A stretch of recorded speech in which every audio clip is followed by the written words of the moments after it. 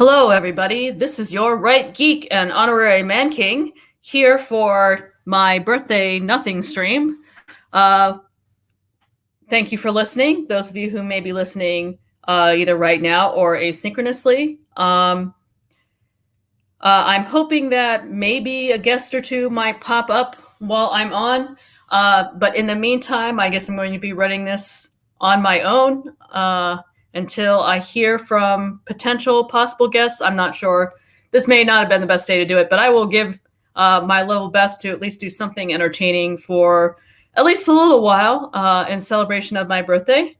I guess where I can start is I can remind you that I have a blog where I do my Iron Man geeking. Let me share that with you.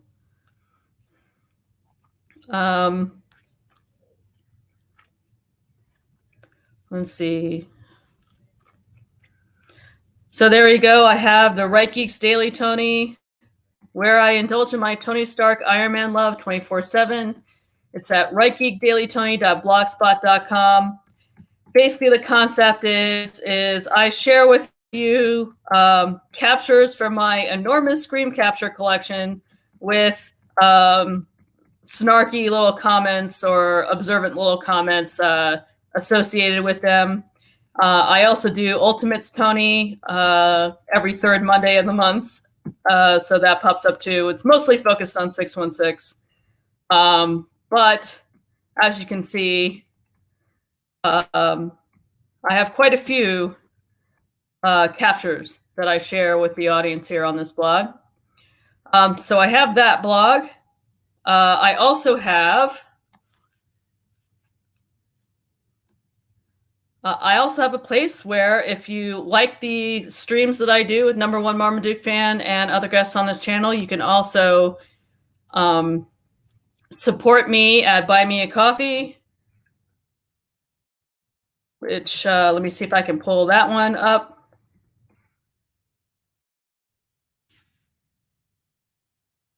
Yeah, coffee.com/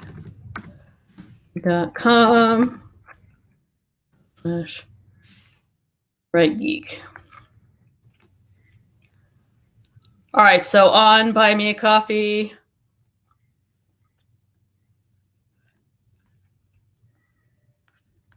there's my Buy Me a Coffee page. Once again, I'm at www.buymeacoffee.com/rightgeek. I actually set it so it'd be Buy Right Geek a Book. Right Geek is hosting YouTube streams on comics and SFF with my bio right there. So if you want to support me, you can go to that page and just drop a little dollar in the kitty, $1 or $2 in the kitty to just let me know that you like what I do here on this channel. And you can also add some messages if you want when you put in your support, if there's something that you would particularly like me to do. Like if you would like to buy a video for me to do, like if you want to put in $5 and say, could you do a video on X? Then I will, of course, do that for you, just to add a little more content to my channel.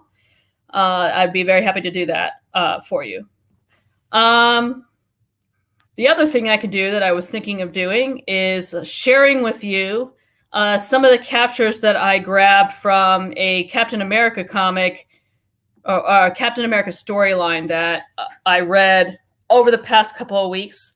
I decided to seek this out and read it in detail after the United States of Captain America came out, which of course presented a Steve Rogers who was basically down on the traditional American dream.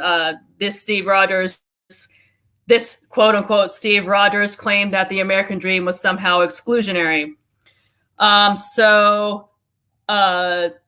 one thing I did know when I read that comic is that there were a couple of times in the history of Captain America in which Captain America did express some skepticism, at least with regards to the U.S. government. Now, as I've been saying to a lot of my friends in discussing the whole issue of Captain America and the way that he has been used politically to advance certain agendas, I have said that there is a difference between being skeptical of the United States government and being skeptical of the American ideal. There is a very clear difference. And the reason why I know that for sure is that I happen to be in that position right now. I am basically the 180 degrees opposed opposite of a fan of the current regime. So you could say very accurately that I am very anti-United States government right now. But that does not mean that I am anti-America. I think that, again, there is a difference between those two concepts. I happen to think that the American ideal is, in fact, a worthy thing to strive towards, and that is precisely why I don't have a lot of love for the current regime, which seems to be stepping in the complete opposite direction.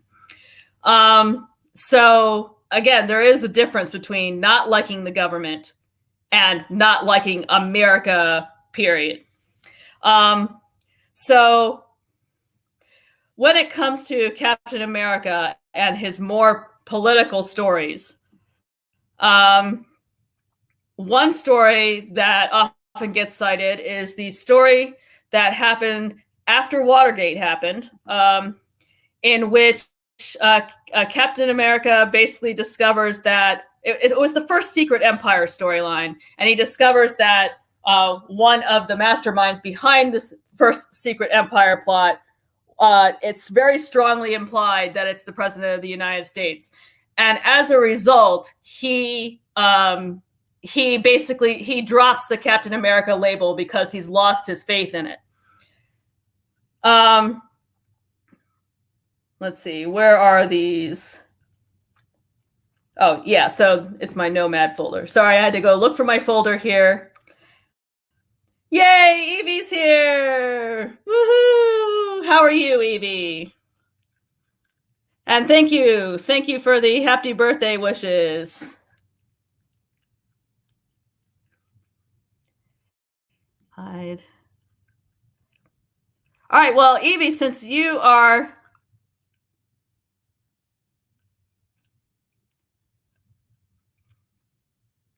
Okay, good.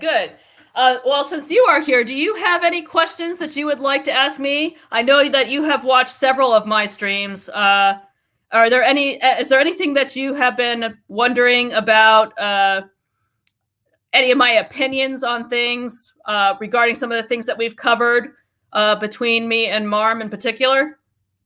I know that you've been in the audience for some of those streams.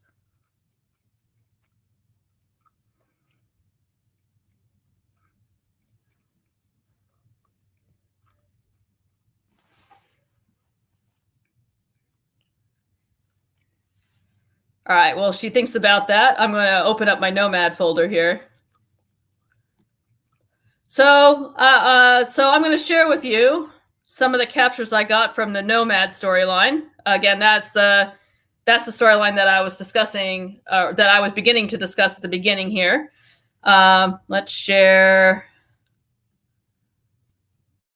my drive. Okay, no problem. So yeah, let's look at the Nomad story. So as I was saying, this was a story where Captain America quit being Captain America. There was that story, and then there was also the story in the late 80s in which Steve is replaced by John Walker because Steve didn't want to basically be a toady for the government. But again, like I said, there is a difference between being disappointed in a current regime and hating America in toto, okay?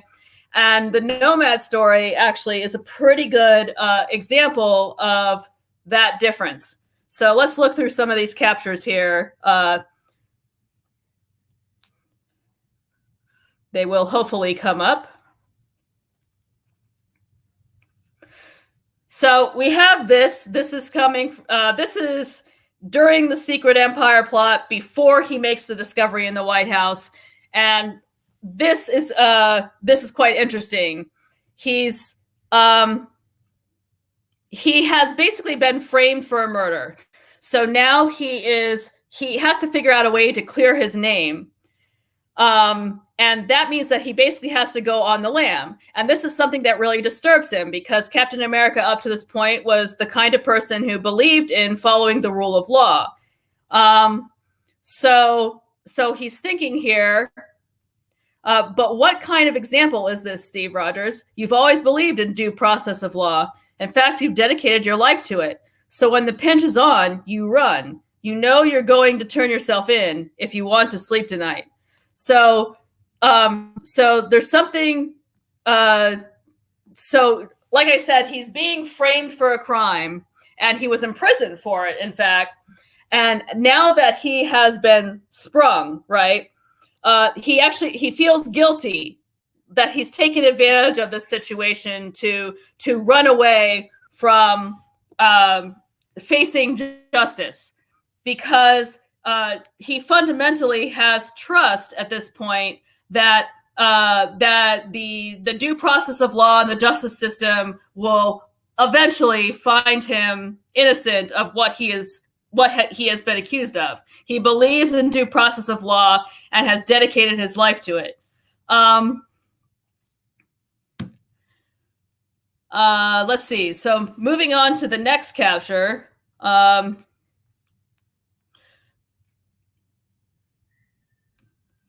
Yeah, so here, this is him being busted out. Come on, Cap, we're supporters of yours. We're busting you out of this place. And he says, oh no, is this what it's come to already? The country polarized into two camps, each willing to go to violent means to achieve their ends? If I escape with them, I'll be breaking the law and virtually confirming everyone's suspicions of me. But if I stay, Moonstone may never be exposed. What can I do? So again, this is a Captain America who is quite respectful of the American justice system and American laws. And he's in a tight spot right now, but he doesn't want to use that as an excuse to abandon his principles and abandon his respect for the law in order to escape his fate. It's also interesting here too that one other thing that disturbs him is the idea of the country being polarized into camps, each willing to go to violent means to achieve their ends. So he's an old school liberal in the sense that he does not believe that violence is an appropriate tool to use for standard politics. He will, of course, use violence to fight bad guys. Obviously, he's not a pacifist. But when it comes to normal political discourse, as an old-style liberal, right, the impression that I get is that he is someone that would prefer that people talk it out first, that people use the liberal means of free speech and discussion in the marketplace of ideas in order to work out our problems, instead of polarizing into camps and using violence to achieve our goals. Next capture.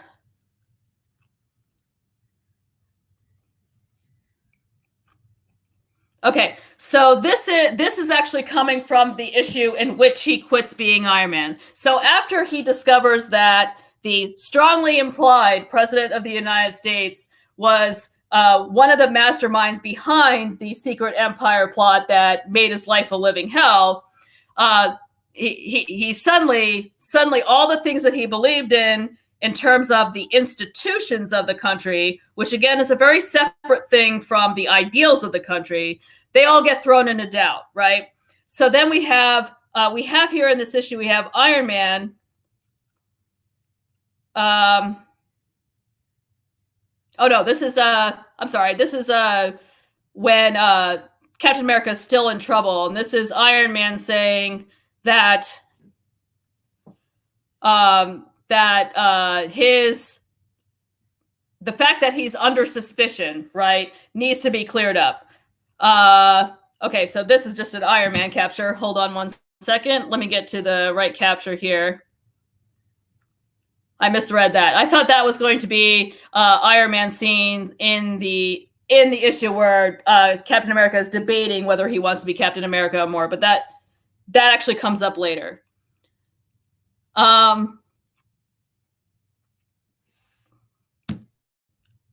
Let's see. Sorry for the slowness of the program here.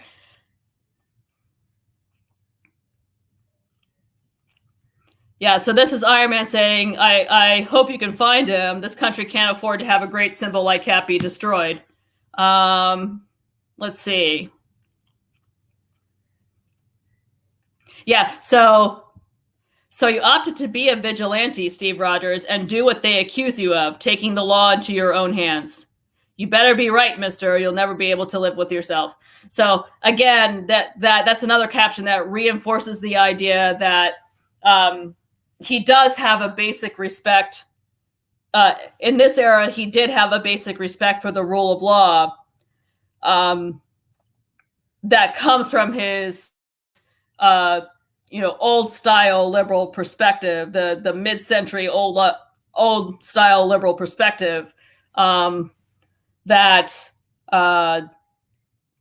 rule of law and the justice system and all of these things are things that should be trusted, right? Then we have this one if it comes up. Oh, and then we have this narration here. America, 2 centuries removed from the golden land the founding fathers envisaged, no longer young or innocent, yet still a place where freedom is not just another word. So the author, because this is the narration saying this, so there is a sense here that that America is not innocent, that it has its troubles, that it has its flaws, yet it's still a place where freedom is not just another word. So that's a very different, again, this is a very different ethos than the ethos you see in today's, in Cantwell's United States of Captain America, for example, in which it's all, everything that's traditional about America is terrible and exclusionary. We need to find something new. It's a completely different attitude. This one is, we have our troubles, we're not innocent, we're not perfect, yet freedom still means something here. So they're still holding on to the ideal in this period. So it's a completely different attitude. So one of the things that always bugs me about people who claim, whoa, comics were always political. Well, the question I always ask when I hear a claim like that is, first of all, how often was it political? Was it only one perspective, right? So we have, was it always political? The answer is no. Much of the time, the issues were just basic adventure stories. Even in the Captain America comics, you would have for these, along with these few political stories, you would also have, Captain America turning into a werewolf in the 90s, right? So it isn't just, from what Star Storyteller says, from what direction was it political? Yes, that's the big question. Because, personally, I don't really have a problem with having politics in my fiction. As a matter of fact, I think it's impossible to write fiction without it. I think you have to, it's impossible to keep your worldview out of the things you write. So I'm not going to ask anybody to keep their worldview out of their comics. But the problem is not the presence of a worldview or the problem is not the presence of a worldview, and the problem is not even being relatively relatively explicit about it or dealing with direct political themes. The problem is when it all comes from one direction and it's constant, right? The thing about political stories in the past is that they could come from many directions. You could hear many different viewpoints, and we're going to get to that when we get to some of the captures from 176, where you hear all these different viewpoints, and they're uttered by people who are good guys. So the author gives them the respect that they're due, right? Which is different from today, where Jordan Peterson's commentary gets put in the mouth of the Red Skull, and suddenly Jordan Peterson is a magical super Nazi. That, you know, there's a difference, right? Doing politics right is making sure that the perspectives are portrayed in an accurate and fair way, and that multiple perspectives are represented when multiple perspectives exist, when you're dealing with something that's particularly controversial. Doing politics in a poor way is basically stacking the deck and imposing your viewpoint on the viewer, and anything that is not your viewpoint, you put in the mouth of the bad guys, a la Ta-Nehisi Coates, right? There is a difference there. And the other thing that past stories would do is they would do politics in kind of a covert way. So yes, the X-Men, for example, are supposed to represent people who are marginalized, but it does it in a way that it is accessible to everyone who is marginalized and doesn't make it exclusive to one particular group, right? At least in the old days. So there are right and wrong. Yeah. So there are right and wrong ways to do the politics. It's not that there should be no politics. It's that you should be respectful of your reader when you do it. Yeah, Evie, respect to both points of view sounds like older news media. They had a rule for it. Right. It's like something like fairness doctrine, or just showing both sides, right?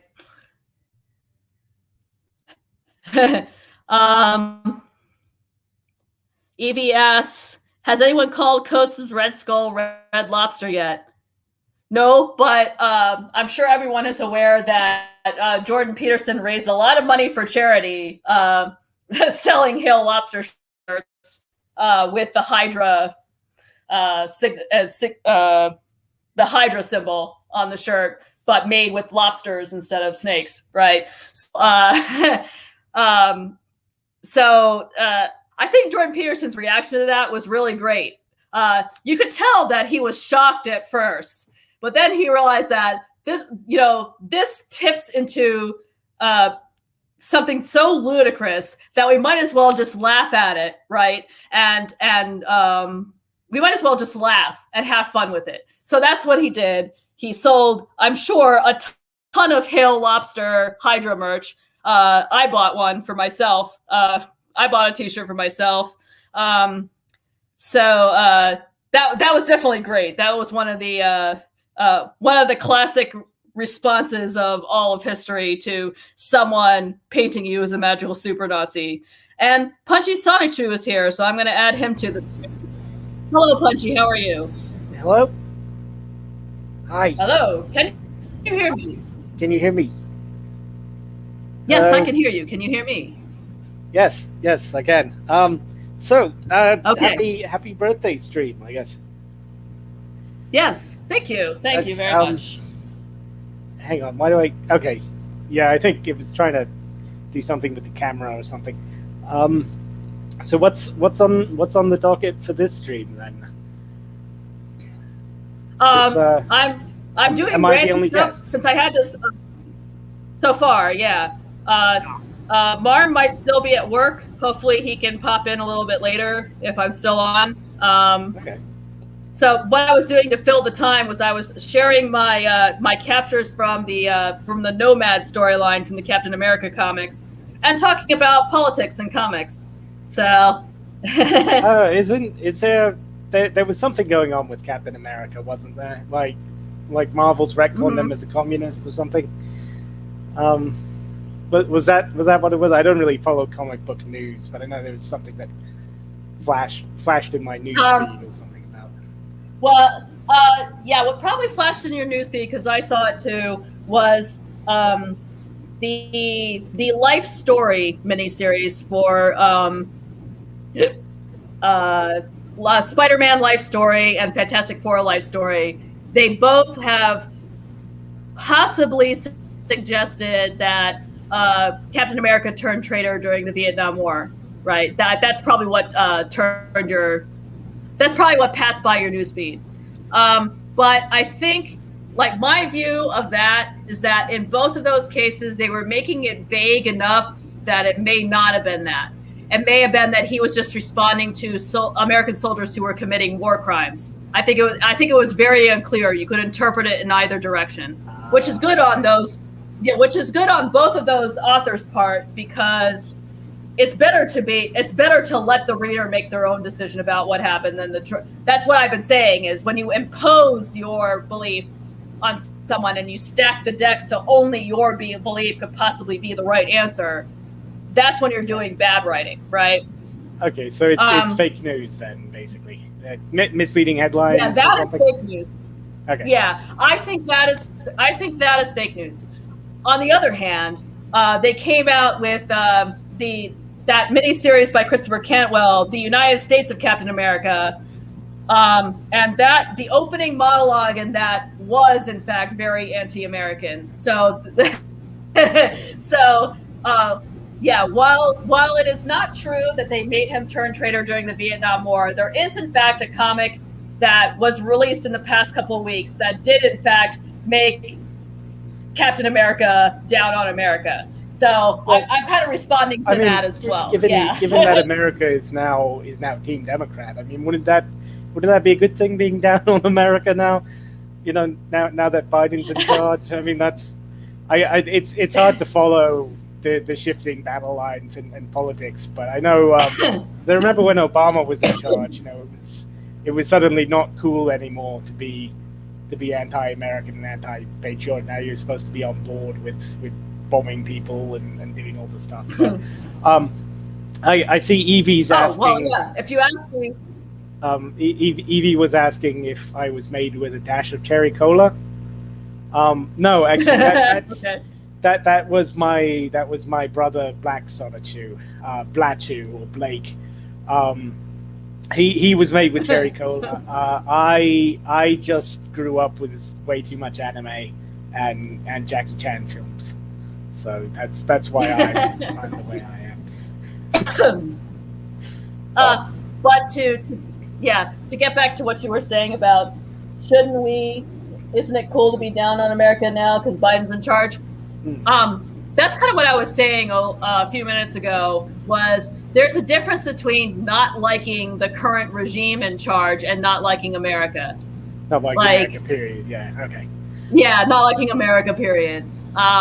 So, because I was saying in the opening in the stream, I was saying that I believe there is a strong difference between being anti-government and being So anti-America. yeah, And so it's so like because the I fact. said, So I guess I mean I don't know if this is so what you're really saying is, but but kind of you so like what the you're really fact that you saying is don't we're have to simply like lobsters. America. Yeah, Yeah, you yeah, like the fact that you don't have to like America, basically, like that you have a system where it's okay to not like the regime and to protest the regime and to be against the regime, rather than having to live in a system where everybody has their queen and has the ruler guy or whatever, the big strong man. And yeah. yeah, kind of Hitmon. It's a combination of like Hitmonchan and Knuckles the Achinda, or whatever it is. So yes, but yeah, it's deep dive into Solitude lore. I should probably do some series on Solitude lore. Yeah. Yeah. Uh, so yeah, so happy birthday. Thank you. Thank Another you. another year. What else has been going? How's Tony doing? Is he involved in all this Cap stuff, or is he kind of off on the No, sidelines? but it's funny you should ask that because I mean usually Marm and I do once a month or whenever we have time. We do talk about what's been going on in Iron Man, and an issue did just drop last Wednesday, in which Tony, well, basically a couple of issues ago, Tony got yeeted out of his own comic book into Oh, some far-flung planet on the other side of the universe. okay. And there were two issues where he wasn't in the comic at all. And then and this That past makes week sense. they came out with an issue where they caught up with him, and he is basically where he is some weird hippie commune that has been made up of aliens that have been transported there from many different places, including one other human being from Canada. Um, The worst alien of them all. yeah, the worst alien of all. Sorry if you're Canadian and listening to this. Um, Sorry, please don't be insulted by that. well, at least you're not Finnish. Um, It's so yeah, were it's not they even a real country anyway. Yeah. were they Hanau or not? Oh yeah, yeah, they were definitely Hanau. Like one of them was Okay. Cree and so on. Yeah, but yeah. Speaking of which, but it was basically a hippie commune, and at the end of the issue, Tony decides that I'm going to stay because I like it here. Meanwhile, they're still in the middle of trying to stop Korvac from getting a hold of Galactus' ship.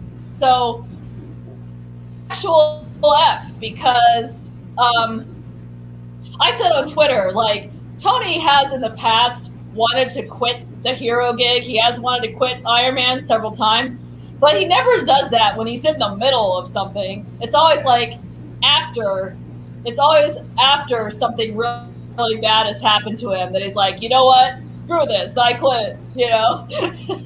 But it's never Is like, it he is it wouldn't do like that if we were mid battle. Yeah. I mean, Go is it ahead. like one of those like druggy communes or something, or is it like wasn't there an episode of Star Trek like that where they all got sucked into a commune, but it turned out there was some kind of like mind control drugs or something involved, like Spock, the one is the beginning Herbert thing, or am I misremembering? I don't know. Well, the one that I was thinking of a DS9 episode in Okay. which it was Cisco and O'Brien crash land on this planet where a bunch of people, and I think it was in the Gamma Quadrant. I could be misremembering too, but they crash land on this planet where a bunch of Federation colonists have been living for years, basically without most of their technology, um, and and the leader of this colony thinks that this is the most wonderful thing ever. Oh, Marv is home, so he'll be on in a second. Uh, Okay, so the leader of this commune presents this as the most wonderful thing ever because, oh, you and the Federation, we've all gotten too reliant on technology and we've lost contact with reality, essentially. But okay. then it turns out that she basically engineered this colony that way so they couldn't use their technology. So she basically deceived everyone into thinking that this happened naturally when it really didn't. She was controlling the strings all along. So is it one of That's those kind of, kind of situations then with Tony? Like, is he being manipulated into staying, or is he just like, you know what, screw it, I don't want to be. that. Yeah, I mean that is a possibility actually, and if it turns out to be that, then maybe it's not as bad as I think it is. But it's still Maybe, I maybe still don't know. he's just been reading all the recent Iron Man comics, and he's like, you know what, I can't deal with these writers anymore. I'm just going to stay. Screw this. Something like Screw that. this. Yeah. Um, but yeah, you don't know if that's. Yeah, I don't know. There is a strong possibility that it could go in that way, which would explain why Tony's acting weird. Yeah. But like that's the problem when you're trying to assess something that you're in the middle of, right? Like, where is he going with this? But Yeah. um, the other thing is that, but the other thing that's wrong is, like, we weren't that far away from Korvac getting to Galactus's ship. So either time is running in a completely different way on this planet, or the timing doesn't work, right? Well, could it be because there's that old because I've been reading a lot of C.S. Lewis, I guess, so it's been on my mind. Yeah. But like old British Celtic myths about like the fairy world where time goes differently and your mind gets fuzzy when you go in and you just want to stay there, and then by the time you leave it's like a million years later or something like something like that, like he's been enchanted or something. He's gone under the gone under the mound. It is. Hello, Mom. Yeah, it is very possible. Yeah. Okay. Marm has finished his daily work as a service dog. He truly is a good boy. Hi, Marm, can you hear us? Walkies! Happy birthday, right? Thank you. How are you today? Doing all right. Oh my God, it's actually Marmaduke. Like it's not a drawing of a well, it is a drawing of a Marmaduke, but it's the original. See, everybody calls me a service dog, but it's my human who types for me since my puppy paws can't. I'm disabled from typing as a cartoon Great Dane. Well, actually, can't he type? I wanted to say, I mean, it's been ages since I've read any Marmaduke, but weren't there episodes where he was typing, or at least trying to type or something? I always thought Marmaduke was a completely normal dog. What people misunderstand is I'm a cartoon Great Dane who's the #1 Marmaduke fan, not Marmaduke himself. Oh, otherwise, okay. the estate of Brad Anderson could sue me. So you're a different Great Dane right. than Marmaduke, and you just idolize Marmaduke because he's the most famous Great Dane. Right. People tell me I resemble Scooby-Doo more. That makes sense. Oh yeah. Actually, Geek. I just found it. Dr. Severin, I think. Dr. Severin from the original Star Trek. I don't know if you ever saw it, but I was just looking up a like a synopsis, and it sounds very similar. I mean, I know Star Trek recycles plots, yeah. Yeah, but it's basically he's a hippie cult leader that rejects technology and starts his own space commune. He used to be an engineer, and then he starts like controlling people. And I guess they take over a spaceship or something, and they run into the they run into the Enterprise. But yeah, so that whole kind of combination of yeah, in the late 90s, when the Sci-Fi Channel ran the unedited episodes of the original Star Trek, I watched them all, but I can't tell you that I remember them all because not all of them made an impression. So yeah, I've seen all of them, I think, but I can't remember any. The only reason I remember that one is because it was in a White Zombie album. A lot of the clips were used in a song, and I loved that song. So when I saw it on Star Trek, like it clicked. I was like, "Oh, that's the White Zombie song." But yeah, I don't remember any of them. Just the one at the beginning, where one Herbert, that one. But yeah, it's a similar kind of plot. So I don't know. Maybe that's what they're going with for Tony. Yeah, the upshot is they may be going with mind control sort of thing. Yeah. In which case it wouldn't be as bad as we think it is. But it is still, like, it's still meandering away from the point, I think. Like, if the point is we're having this big epic story with Korvac, shouldn't we, like, stay on that instead of going off on these side quests? That would assume that Marvel cares about its legacy characters, though. True. True. I was just saying to Mom at dinner today, I was complaining about the current Iron Man run. And she's like, well, why do you think that is? Or why do you think the current Iron Man run sucks? And I said, to be quite frank with you, I think that the current writer that's on it and the Marvel editorial staff are just uncomfortable that Tony exists as a character. And Mom was like, why? And I was like, easy, because he's a rich white man. Like, how can we possibly write comics about rich white men? And then of course I launched into my TikTok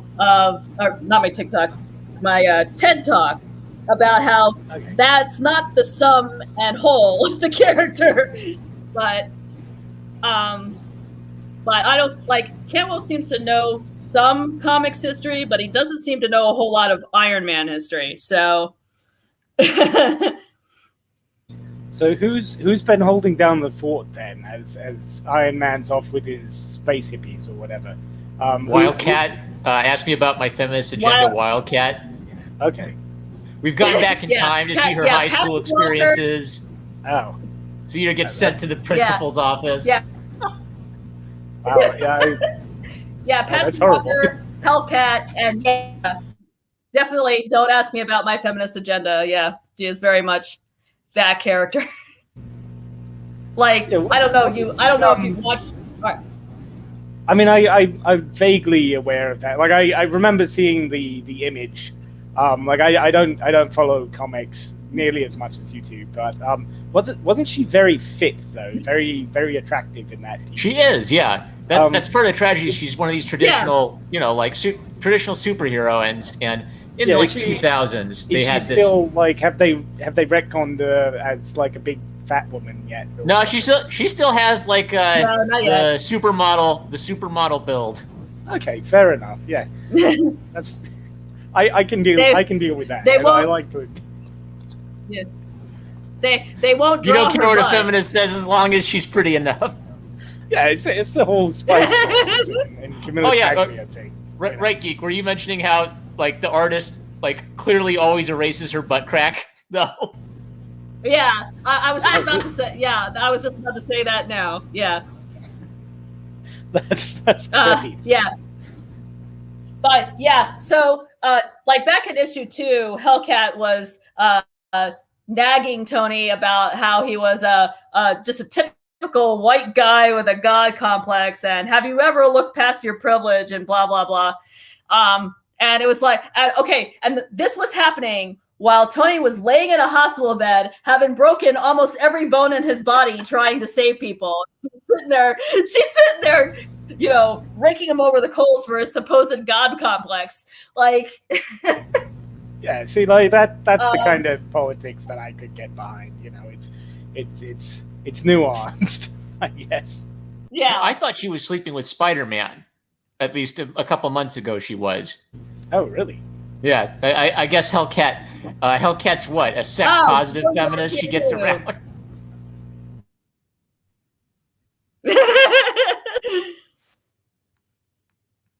Well, she basically she started off as a character as someone who was famous for being famous. Basically, her mother made a comic book out of her and made her famous that way.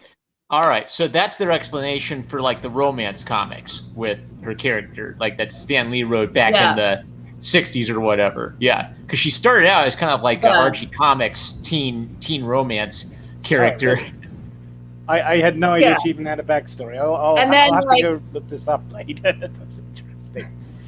And then, like, in the Avengers in the 70s, they brought her in and she became Hellcat. Then it happened in an Avengers comic in the 70s. I read it like a couple months ago. It'd be like if Betty or Veronica from Archie just became a superhero.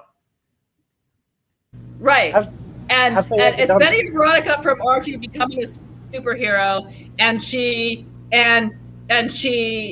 has the hero worship of superheroes. She's like a fangirl of superheroes, almost. and they've turned her from that into the feminist nag, who apparently has no idea that for a year or so Tony was homeless, because she's raking him over the coals for his unawareness of how of the troubles that other people have, right? And it's like, in issue 3, she's like, you don't know what it's like to have something dark inside of you telling you to quit, or something to that effect. I'm paraphrasing here. And my response to that immediately was, what about the time in 1984 in which almost dies of exposure in a blizzard because he's been living as a homeless drunk for, in Marvel time, probably several months, right?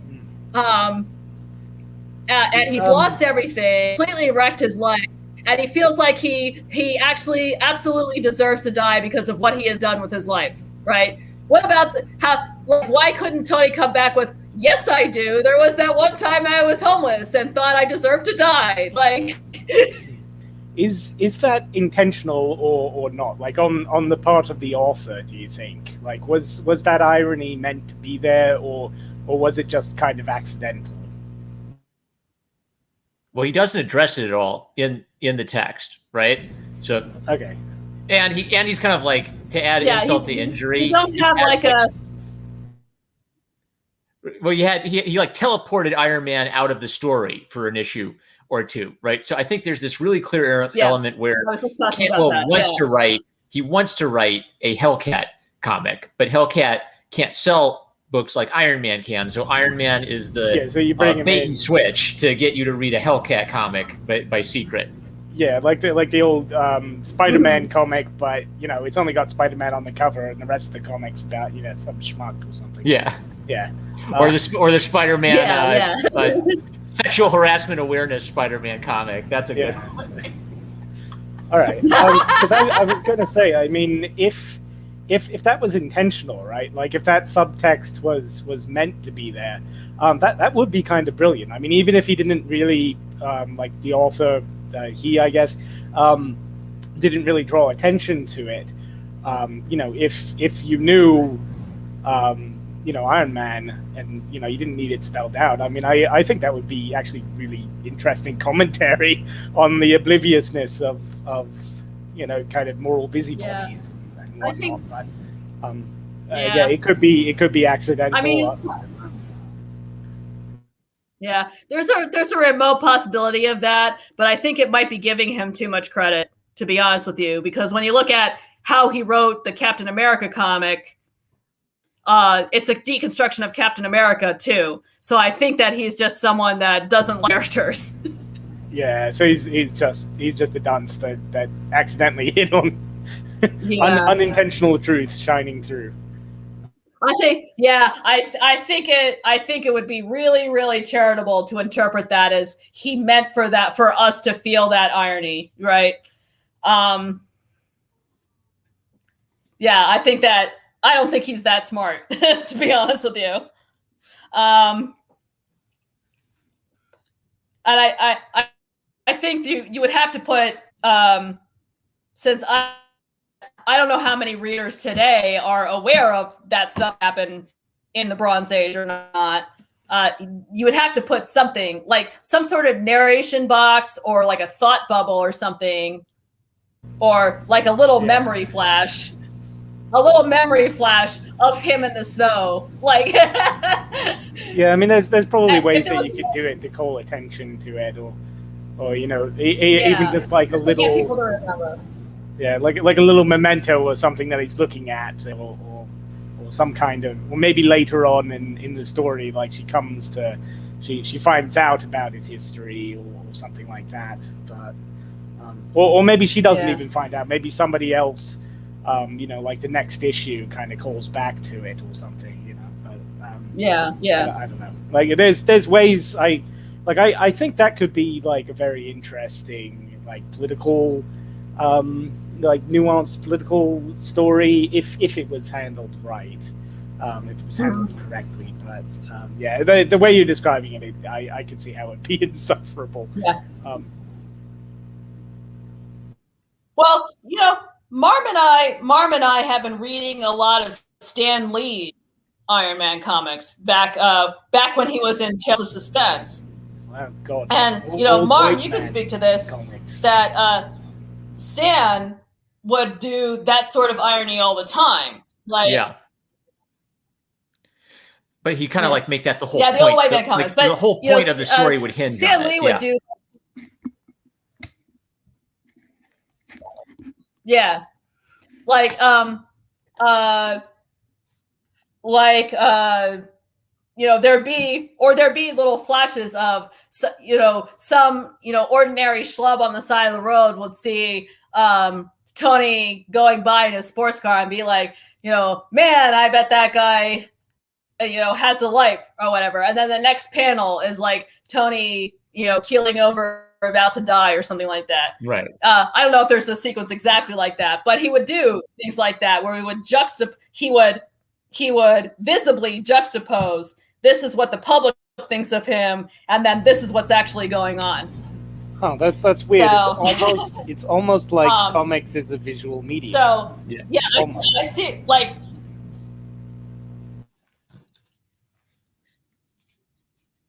almost like like I'm writing an Iron Man fan comic right now. I'm basically writing the Iron Man comic I want at the moment. And because I know it's a visual medium, when I want to call back to something, right, I do put in like a panel of a memory flash or something. Like there's one sequence I have where Tony is talking to his girlfriend, right? And this is a comic that's kind of a I think I mentioned it before with you on Punchy. It was me trying to do Iron Man life story because I know Marvel's not going to do it right, Yeah. Make it your own. I think. Yeah, make it my own Iron Man life story. So I'm starting at the beginning in the Tales era where he has to plug into the wall like a toaster, and Michelini and Layton retconned a fiance in there, so I put that into the story too. So he's talking to his fiance, and his fiance is asking him why he's been so distant lately, because in the Tales books and in 244, number 244, the retcon, they talk about how when he first gets the chest plate, he feels like he can't touch or hug or have any physical intimacy with anyone because then they'll figure out that he's Iron Man, right? So we have his fiance asking him why is he being so distant lately, and then she says, they say you were injured in Vietnam. Are you still in pain from that, right? And in there, I put in my script, and here there should be a panel with a memory flash of him stepping on the booby trap and poosh explosion, right? So, she knows injury, but she doesn't know exactly the extent of the injury, but I want the reader to know, So, yeah. I mean, if he wanted, I think if Cantwell were competent and he wanted that to be ironic, I think there would be some sort of memory flash panel of Tony in the snow about to die.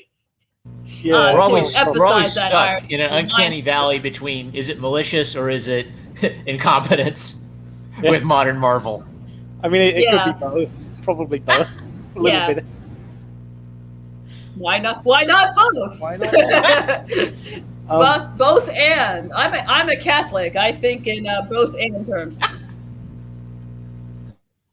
What's it? The Road to El Dorado cartoon. Both is good. Evie El Dorado. Got you. Evie asked, "Hey, why did Hellcat look like Batman in that picture?" I don't know. I don't know, because the artist on the Iron Man comic is actually not bad. the problem with the artist on the Iron Man comic is he's been given a bad writer, so it's really hard for him to be like really good and dynamic because there's a lot of people sitting around talking. Like, but he had his moments. Like in issue 1, there was this fight there was really beautiful splash page of this, big hulking bad guy smashing Tony into the dirt, right? And when he gets an opportunity to do that, the art is really good. But then there are all these scenes where people are just talking to each other, and it's not quite so good,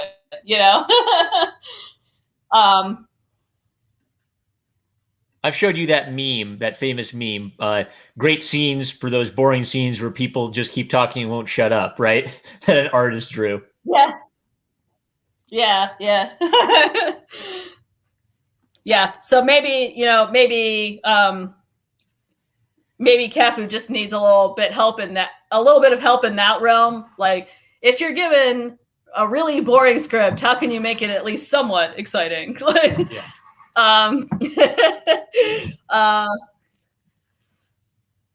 Let's see. Yeah, that one. Yeah, Evie's right. That one taco commercial. Why not both? Yeah. Let's see. And she also asks here. So Cantwell is taking it out through Hellcat onto Iron Man. Yeah, I think so. I think that he's just really, really enamored of Hellcat, and he really should have pitched a Hellcat book, but he also kind of knew that Hellcat probably wouldn't sell. So now he's using, like Marm said, he's using the Iron Man comic to stealth sell a Hellcat comic, basically. Yeah, that's too bad. See, when you were first describing it, yeah, I had it in my head that it was some, really brilliant artsy way of, introducing fascinating characters and that are really going to interact with Tony and complement his struggles and things. Kind of juxtapose Tony's yearning for, a simpler life with the obligations to the younger generation that he's left back. But no, you're saying it's just the guy who wants to draw Hellcat and nobody's going to buy Hellcat. Okay. That's what it feels. That's what it feels like to me. Now, the fact that you said that means that we could do Cantwell's story better, right? If we the things that you were talking about, right? Oh, yeah, if we actually made the irony, for example, in that one scene a lot more explicit, and if we did make it an actual genuine juxtaposition of I want this simple life versus but I have my obligations, which has been done. That has been done in previous Iron comics well, right? I'm trying to think of the number of the Iron Man comic in which one that I read recently in which they did that, basically. I think it was 36. Volume 1, 36. There was basically Tony gets frustrated with his life and it says, I quit being Iron Man. And that happened in Tales too. I think Marm, we read that on one of our streams. There was a Tales of Suspense story, a short one, where he decides, I quit, right? Oh, yeah. I'm sick of being Iron Man. I just want to have my normal life. Is right? that a fight with Ramrod? And then, sorry, was it a fight with Ramrod? Or something? Iron Man 1968? Or something?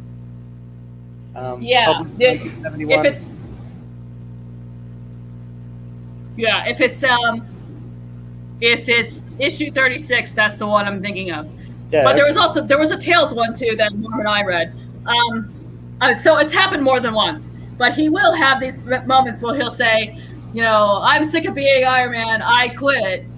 And then usually the way these are written is something terrible will happen while he's off on his party jaunt, right? And then he will feel extraordinarily guilty and will be sucked back into being Iron Man.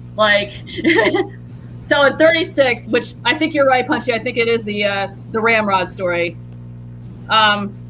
He says, "I'm sick of being Iron Man. I quit," and he quits and he goes off to have the party life, right? Yeah. And then Ramrod appears in the middle of Manhattan, and Tony sees this from the balcony of the party that he's at, and he has this immediate thought. Let me find it, because I know I have it in. Let's stop sharing my Nomad capture here. I know I have. On my blog I have this captured, but he sees it from the balcony of the party that he's at, and he says, there are people in danger down there, and I can't ask other people to take on that danger in my place, so I have to be Iron Man again, right? So him wanting to quit, it's been done and done well, because it juxtaposes his desire to have the life that he used to have, right? The life with less struggles and concerns, right? Juxtaposes that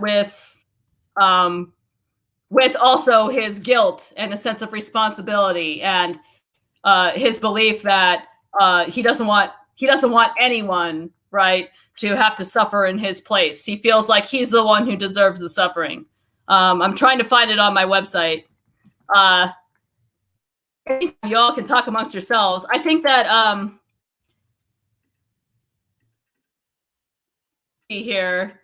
she says here, can I just say that berating an extremely injured man is pathetic, not to mention cowardly. She's right there, right?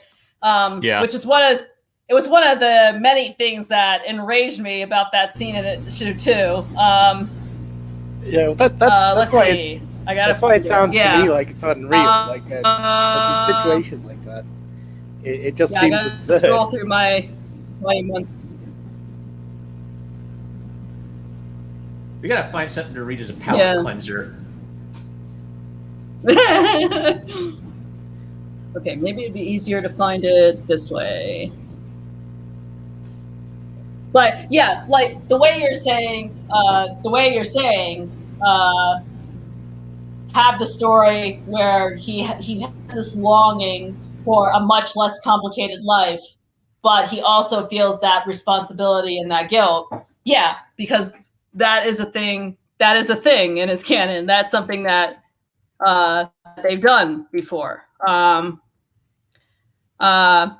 Not that I want people to just endlessly recycle plots all the time, but it fits with the character at least. I mean, you can have variations on it. You can introduce new characters and have little strands and B plots and stuff. But I mean, it's a classic story. There's only so many stories you can tell. It's the whole, like, Simpsons did it. Yeah. I mean, it's a question of doing it right. I think, isn't there like a quote on that? Like, there's only 6. Yeah. Oh, there are only 6 plots. Yeah. There are only 6 plots. Yeah. I mean, there's more than 6, but there's only a limited number of good stories that you can tell, and there's various like literary critics that try to identify every sort of mythic story archetype or whatever that can possibly be told.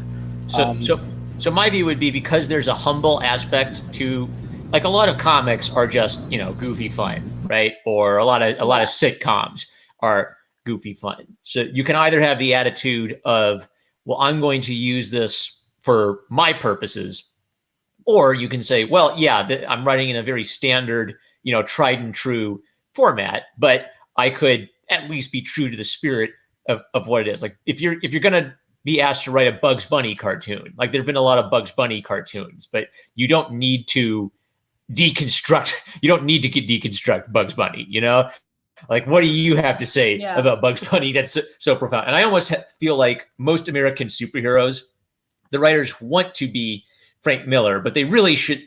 Most American superheroes, I think, should almost be closer to Bugs Bunny than they should be to Hamlet. They should have simple little adventures with kids as the primary target audience, and then the epic, deep, meaningful adult story is an exception rather than the rule. Well, I mean, Hamlet's kind of an emo teenager guy, so I mean that kind of that could still work. Actually, this makes my point, because Shakespeare wrote for like the common plebeian, right? Like he'd have the nice poetry for the lords, and then standing around the Globe Theater, he'd have all of the great sex jokes. Yeah, he was very plebby, which is actually kind of funny, because I was thinking about that a lot. I was reading through the C.S. Lewis books, just the way the way that language has degenerated, even just in the last few generations. Because again, like Shakespeare, he used to be considered for kind of the dum-dums, right? And now he's big posh. You don't understand him unless you're, some college professor or something. And what I'm not getting anything on my screen. Oh, are you guys seeing anything? Oh, it's loading. Okay. Okay.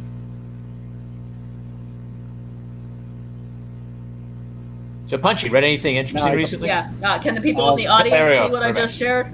Okay, yeah. No more. I got it. The hollow man concealing that emptiness inside a suit of fool's gold. Yeah. So this is from 36. So a hollow man concealing that emptiness inside a suit of fool's gold. No more. Iron Man's controlled Tony Stark's life long enough. He's given me nothing but grief and frustration. Moratoriums are pretty popular these days. Now I'm declaring a moratorium on the living death of Tony Stark. And then he goes out partying, and then this is what happens. Of course, quitting doesn't go to plan when a giant robot from space crashes down into Manhattan and starts wreaking havoc. Tony, watching this from a party, then thinks this.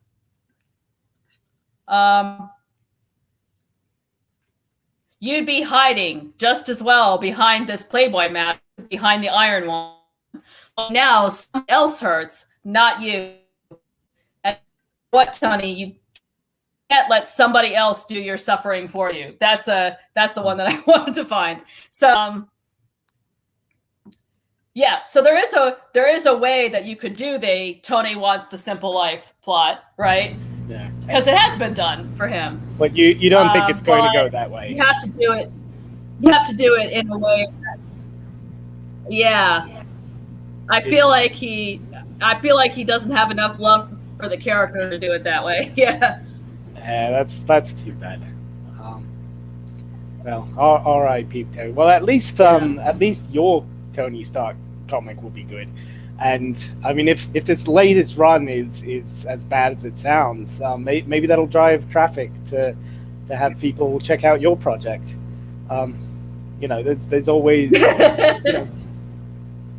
after a forest fire, new growth, that kind of stuff.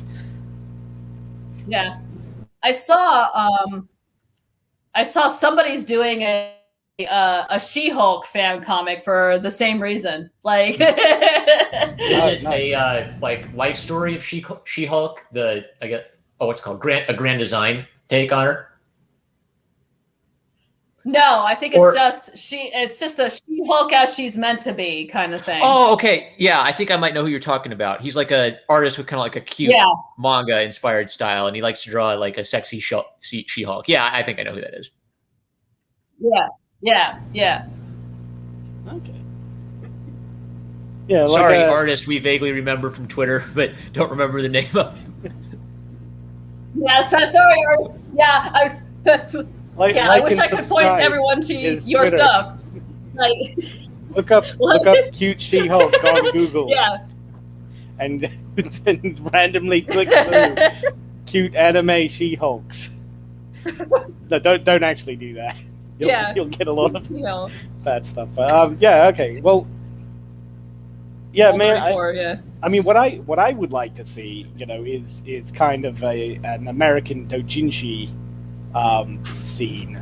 Just have creators seize control of the IPs and release their own, fan-made comics, kind of gray market kind of stuff that gets circulated, and then just ignore the original stuff. I mean, that's like Marmaduke. You're familiar with that, right? And right, Geek, you're familiar with the doujinshi scene. Yeah, the doujinshi. I feel like we need to change the law, but yeah.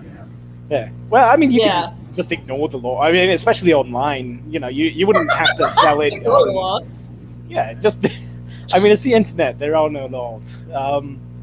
Just to have people distributing Iron Man comics and stuff online. I mean, that's how they do it for all the weeb stuff that I like the video games and things.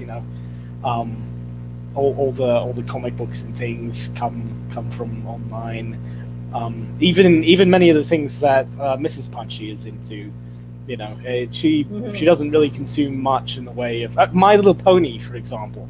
That would be a great example of it. Like if you get the official My Little Pony stuff, right? Like that's maybe that is the tip of the iceberg, proverbially. Like 2-3% of all the pony media out there that people are looking for and consuming and buying.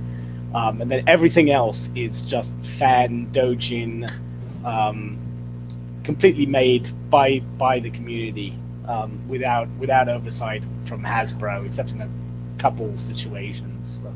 I think I found the comic you guys were talking about. It's called She-Hulk Road Trip to Redemption. Road Trip to Redemption. There we go. Okay. I'm gonna look and see if that is in fact the right one. Because I remember looking at that and saying, "Oh, they're doing one." Yeah. That is not. She-Hulk sexy. Yeah. I think the artist likes to draw like strong tomboy waifus, right? So he's emphasizing the muscle aspect, but bringing in a little bit of that, I don't know, more manga sensibility to her overall look. Yeah.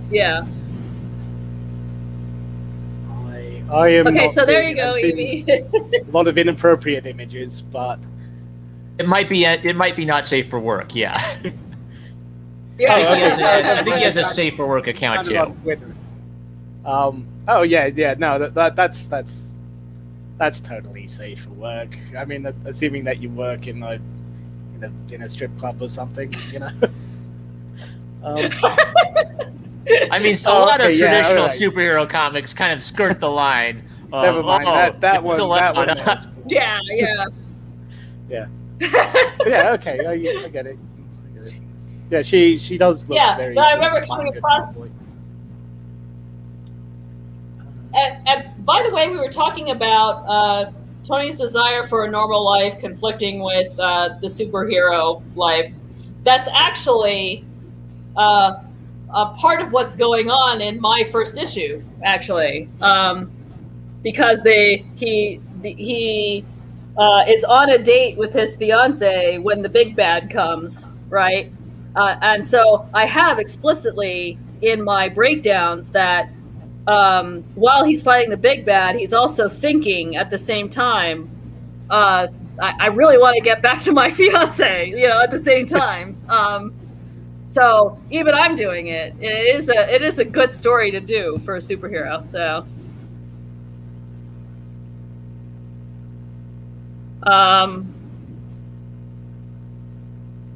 image with the magical jump ropes. Oh, is that the famous one? No, where I haven't seen it. I have in fact seen. Have you seen original She-Hulk covers? Oh yes, she was fan service central. She-Hulk. Oh yeah, okay, that one. Yeah, I've seen that one. Yeah. I've seen that one. That one was good. I've never really been a fan of She-Hulk myself. Fan service central, yeah. The other weird thing about her is she was aware she was a comic book character and broke the fourth wall a long time before Deadpool was famous for it. Yeah. She was the original Deadpool. Yeah. That's kind of interesting. So why didn't they? Like she literally ripped through the comic book page. Evie, my outline is a maxi series right now. It's 12 issues. Woo! Ah. Woo! If you get if you find like a good grungy artist, you could. Yeah. I don't know. I think Marvel doesn't accept pitches anymore, but I wish you could pitch it to Marvel. Again, just do it. Just do it online. Just do it doujinshi style. Come and get me, Disney. Yeah, do the whole Harvey Pekar route, right? You know, like find your Robert Crumb. I think I've pitched that to you guys before, right? Like the American Splendor. Yeah, I know who he is. Yeah, I haven't read a lot of his stuff, but yeah, I mean, you guys might not like him. He's kind of an insufferable hipster. Oh, he does the porn. Yeah, I mean, I respect that he's like absolutely like no cancel culture. Oh, I'll say any racist or crazy thing that comes to mind. Yeah, he's incredible. Like both of them are. Robert Crumb was incredibly sexist and racist. As was Pekar. Pekar was more depressed than Crumb, though. Like Crumb was just kind of a creepy furry, and Pekar was like the sort of suicidal middle-aged man who hated everything and hated himself. But yeah, I mean, just the way like he writes and he gets indie comic book artists to come in and do books for him. With one exception, actually, my favorite book by him actually wasn't even written by him. It was written and drawn by an autistic man who was a fan of his and sent in a letter.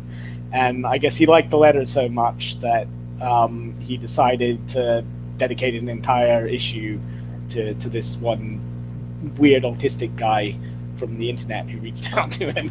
Wow. But it just find a whole bunch of artists like different guy each time or girl each time for each issue and go for it. Just screw it. Have Have your own American Iron Man Splendor or something. What's the worst they can do? Especially if it's online. I mean, something like DA or Patreon or something. You know, nobody ever goes after those guys. Redbubble and Etsy sometimes. Actually, Pokemon sent my wife some cease and desist letters. Yeah, I got a cease and I didn't use the word Batman, but I drew a character who had a vague resemblance to Batman, and I thought it was safe under parody, and DC still got me. Which website was that? That was TeePublic. Yeah. Okay. Yeah, some of those websites are a bit more. I think some of them police themselves because they're nervous about it. Yeah. They're more policey, but a lot of websites, I mean, you can get away with it, and especially if it's your own, just get your own blog or something. The trick is to make it so that people know who it's supposed to be, but you have a little plausible deniability, right? Well, it's not necessarily Iron Man. It's a red and yellow guy. Yeah. It's Ferris Gentleman. old Ferris Gentleman. Chadman, yeah. Yes. Ferris Gentleman.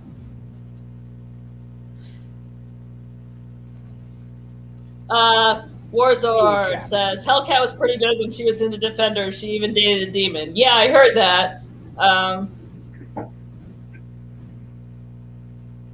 Yeah, she's in recent history. She's had some interesting things happen to her. So,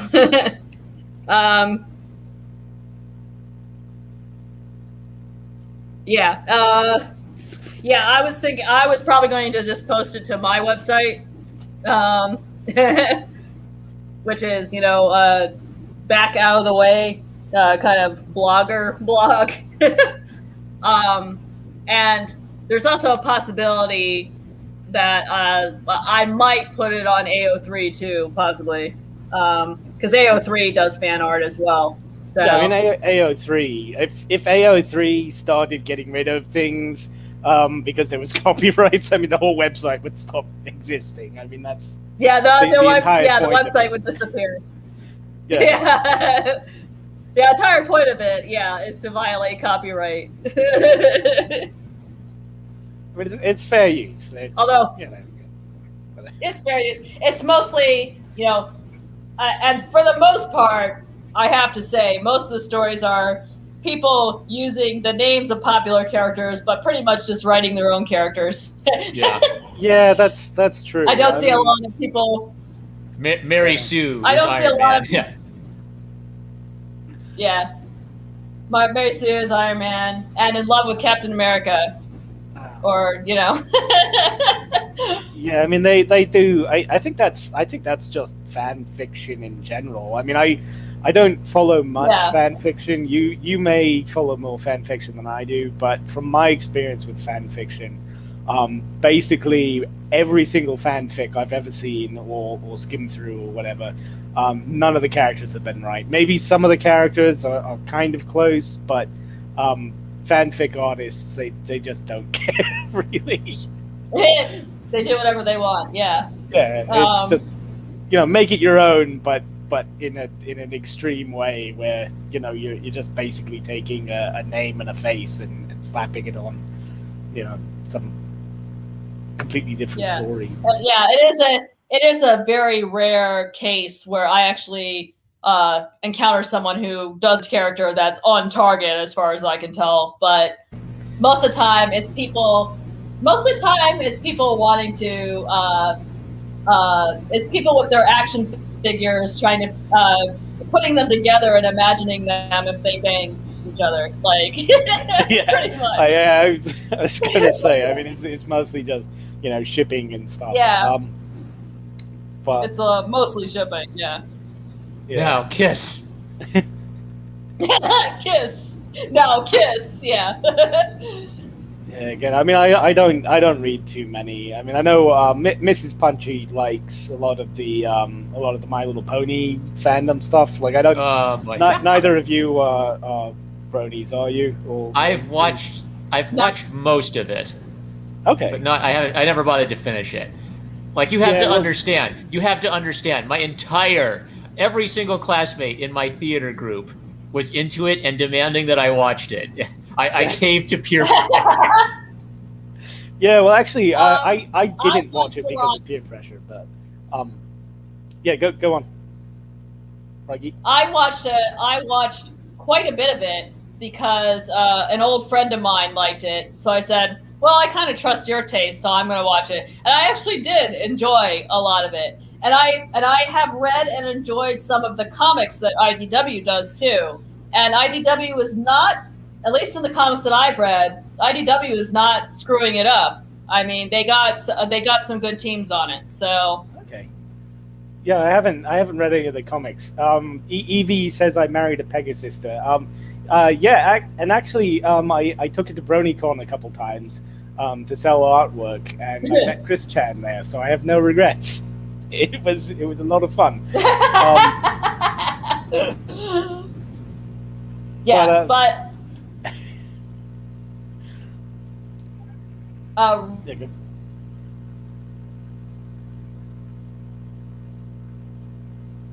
Hello? Hey, I'm here. Hi. Yeah, Evie says it was good in the first few episodes. Yeah, I mean, I think it was good for the first like 4 or 5 seasons. If you missed, can you still hear me? Hi, kind of. Yeah, just a little bit. I can hear you okay, right, Geek?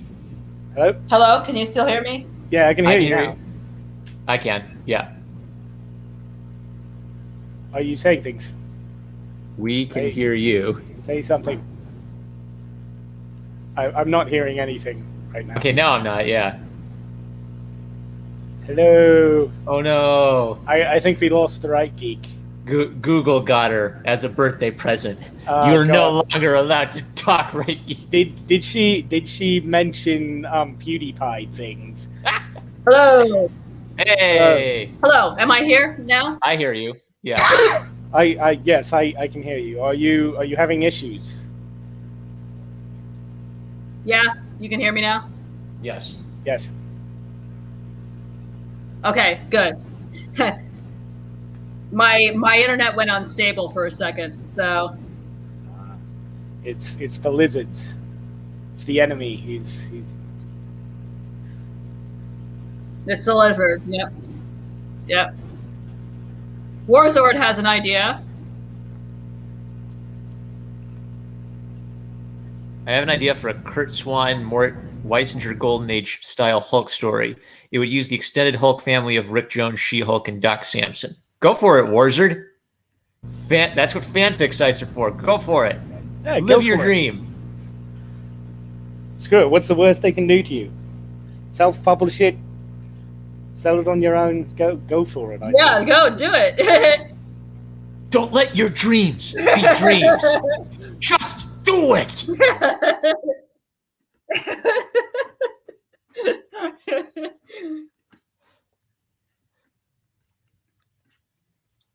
Evie says that she liked Fluttershy hanging out with Discord. Yeah, that was cool. Oh yeah.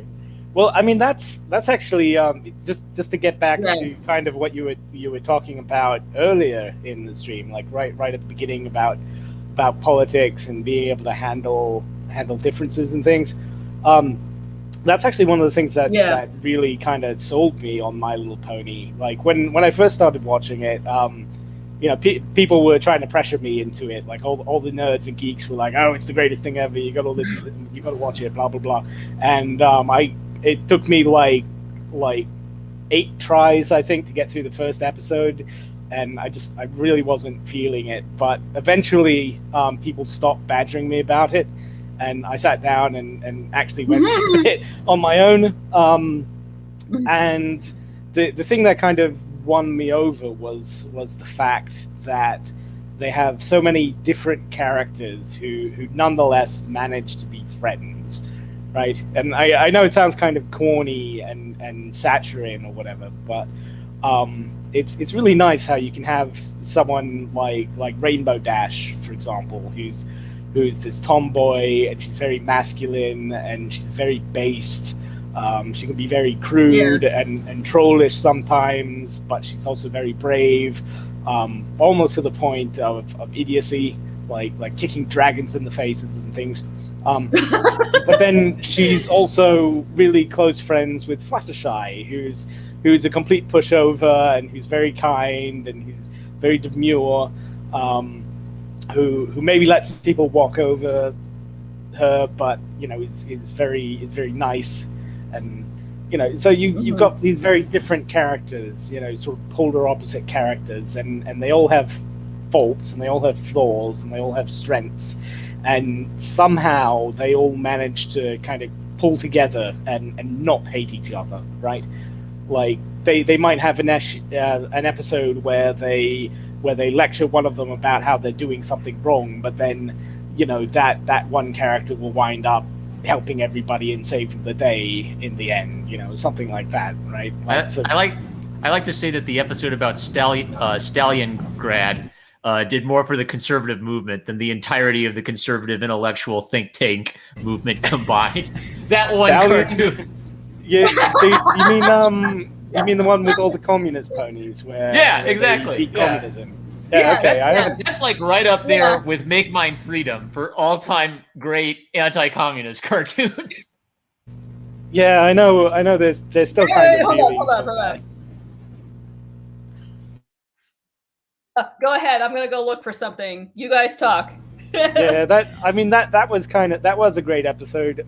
It was sort of the beginning of the end though, because I really didn't like that character when she came back. Oh yeah.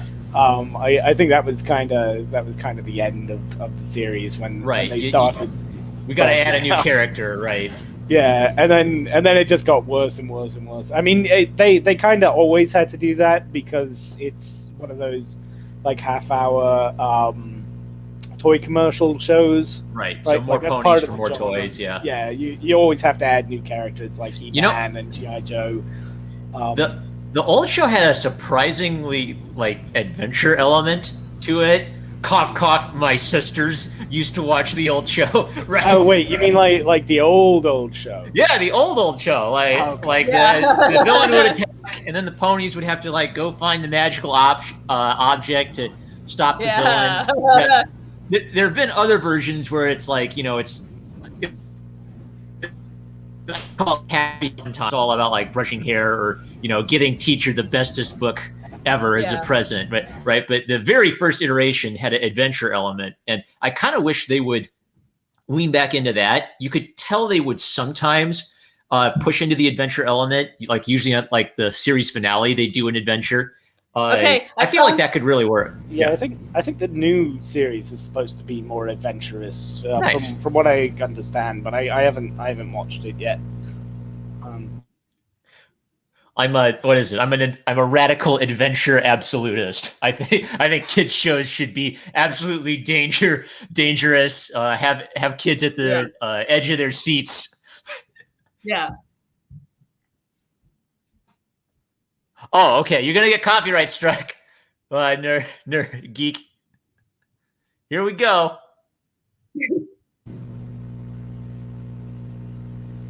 We have to sing really bad to trick the YouTube. No, I'm just gonna it's play a little I don't bit think of it's it. going. Hang on. Just here we go. I'll just play a little I bit. think it's what is it like 10 seconds or something, and then it strikes. Well, it may not play at all. Hold on. Yeah.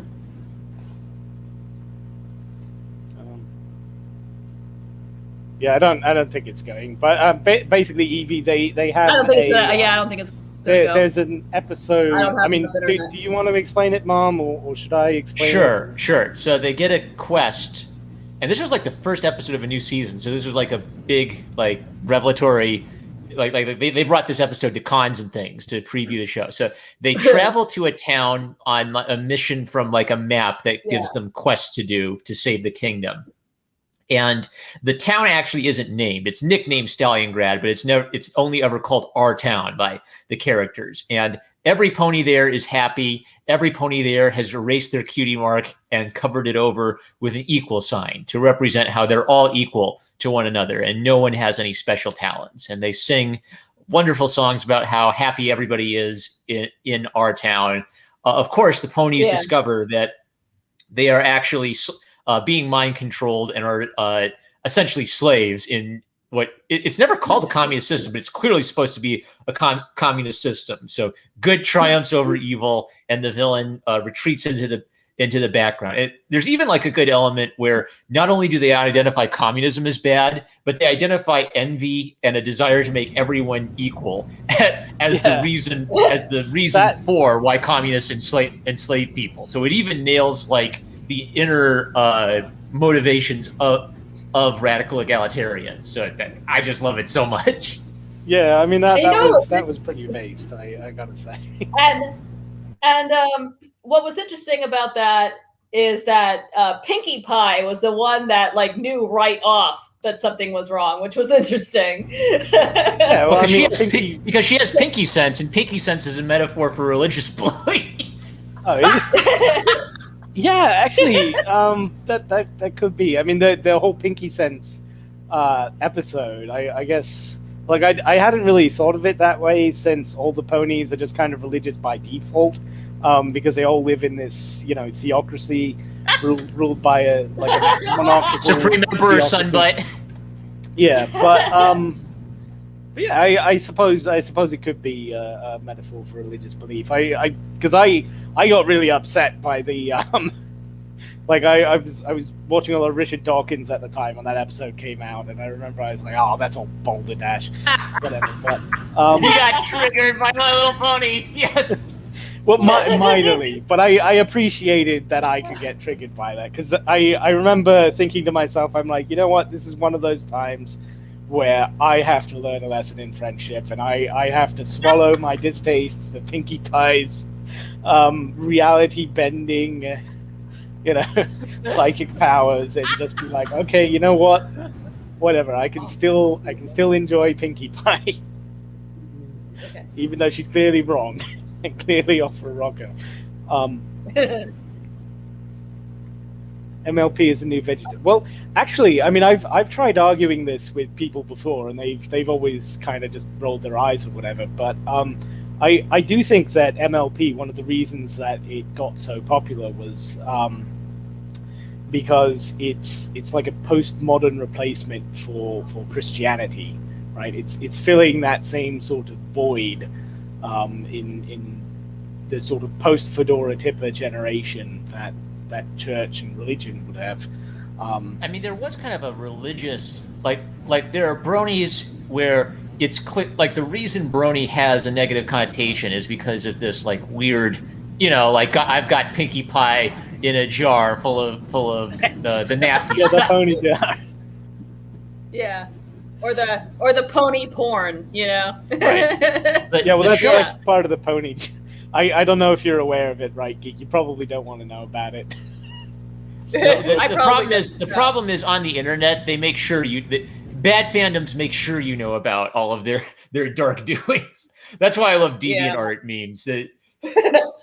There are things I shouldn't know exist that I know exist only because they're popular. Well, that was actually I mean, my feelings on it are kind of complicated, but one of the things that I actually really enjoyed about at least going to like BronyCon and the Brony conventions was the fact that it was a bit edgy and off-putting and iffy, because like I've been to a number of like anime conventions and like comic book conventions as well, and they. Going to those, like, you assume that it's going to be a cesspit of degeneracy or whatever, like tentacles everywhere and, weirdos running around. But it's actually a little bit PC, especially in the artist's alley. Like in the vendor booths, it's more relaxed and open, but in the artist alley, you don't really get any butts or, weird things going on. There's like guy butts sometimes and like trans like Rocky Horror Picture Show lingerie, like Doctor Who in Rocky Horror Picture Show lingerie kind of stuff, but nothing that would appeal to like sort of prurient males or whatever. But then you go to like BronyCon or something and it's completely upended. Like it's the complete opposite. The vendor booths are very sort of staid and tight-lipped and a lot of Mormon-friendly kind of stuff going on.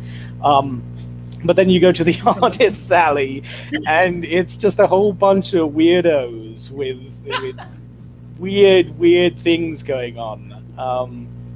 And it's great. Like I don't want to go into any gory details here, right? But unsettled people, right? You have a strange facet.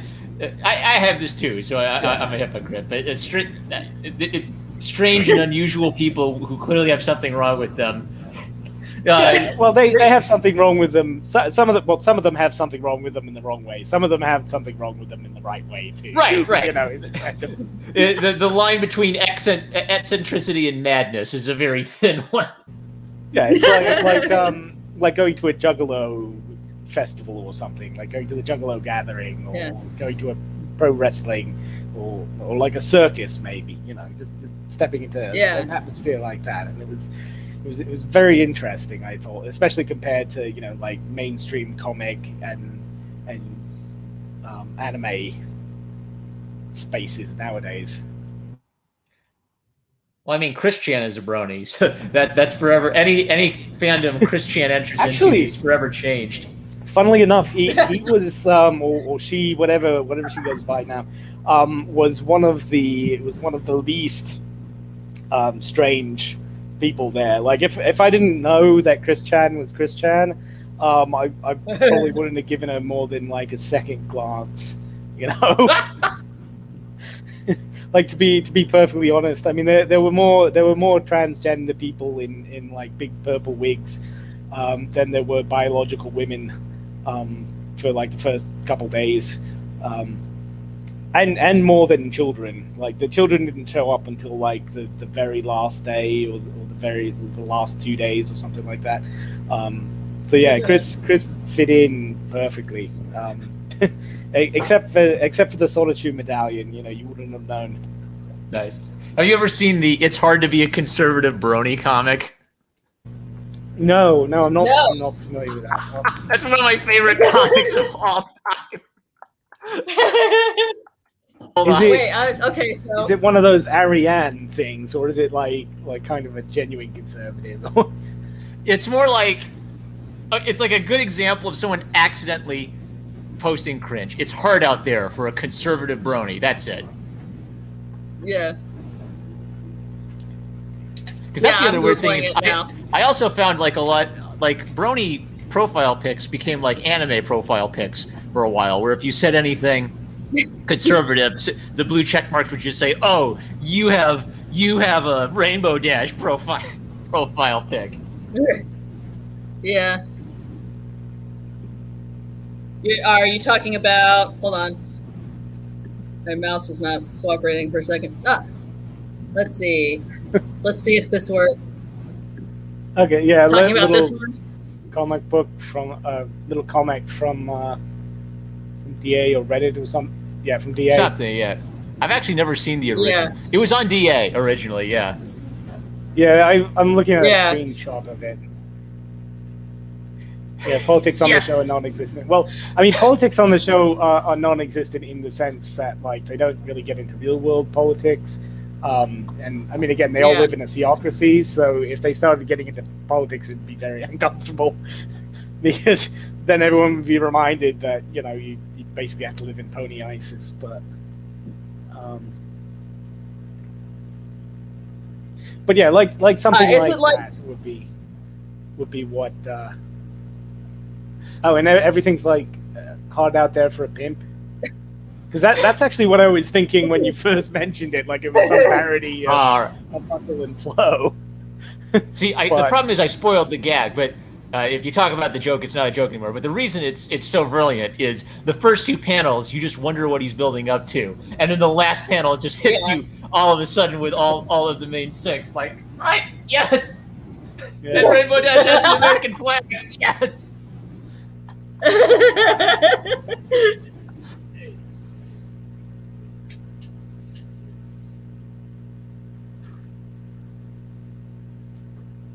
What are the ponies' religion?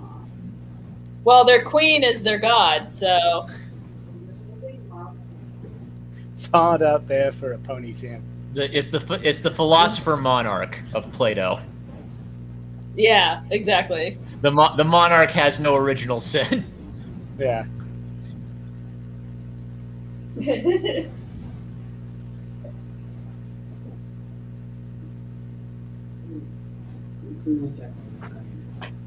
Yeah, I mean the ponies. I mean they do have a religion, but it's a very direct sort of like Egyptian kind of religion where you worship the state directly, and the pharaoh as living embodiment of God. And I mean to be fair, like their pharaoh can actually raise the sun, at least as far as we know. But yeah, so they don't have like they don't go to a pony church or whatever. At least not that I've seen, but they're all expected to worship and obey their queen. They do have a Christmas analog, but it's like Friendship Day or something. Yeah. It's to heal the the race war between the pony types. Yeah, basically, like they remember the big race war that tore them apart, and then they all just decided that, you know what, we're not going to be equal. We're going to be separate, but happy. We're all going to do our own thing. Interdependent, yeah. The other thing that really weirds me out is like Splatoon War, where people have found out like there was a whole world war in the world of Splatoon that turned people into squids. Oh, really? Oh, it's like that Nintendo game, yeah, with like the kids who turn into squids and use paint guns on each other, yeah. So what, they're like mutants or something? Right. That's kind of grim. Yeah, I wasn't even aware there was a backstory for Splatoon. I mean, I should have been, since there's I've been doing a deep dive into waifu culture lately. Oh gosh! I know there's one individual that I was following who's married to a Splatoon character, so I probably should have picked that up. But Yeah, you never know. You never know what you're unleashing on the world if you have completely innocent intentions. Yeah. I kind of like the idea that both the queen and her sister have a dark side that needs to be tempered. Feels like if Superman took over or something. Yeah. When there was a little political upheaval in Equestria, one person got banished to the moon for 1,000 years. That's all. Yeah. Well, she was possessed. And then we That's have, right. Luna was possessed by Nightmare Moon, who is a separate demonic entity from Luna herself.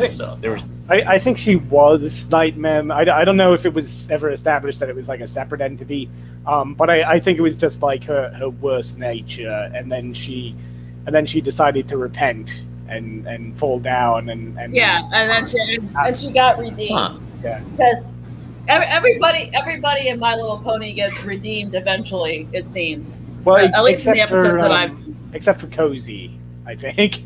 That was actually like a controversy. I think one of the evil ponies got obliterated in the end of My Little Pony. I didn't see it, but I know there was this big long controversy about whether Twilight Sparkle was right in obliterating the evil pony, or whether she should have been redeemed like all the other ponies. So, but yeah, usually they get redeemed and they turn good.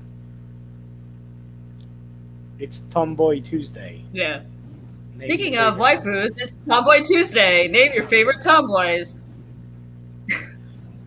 Oh boy, I have way too many. I'll let the other. Oh boy.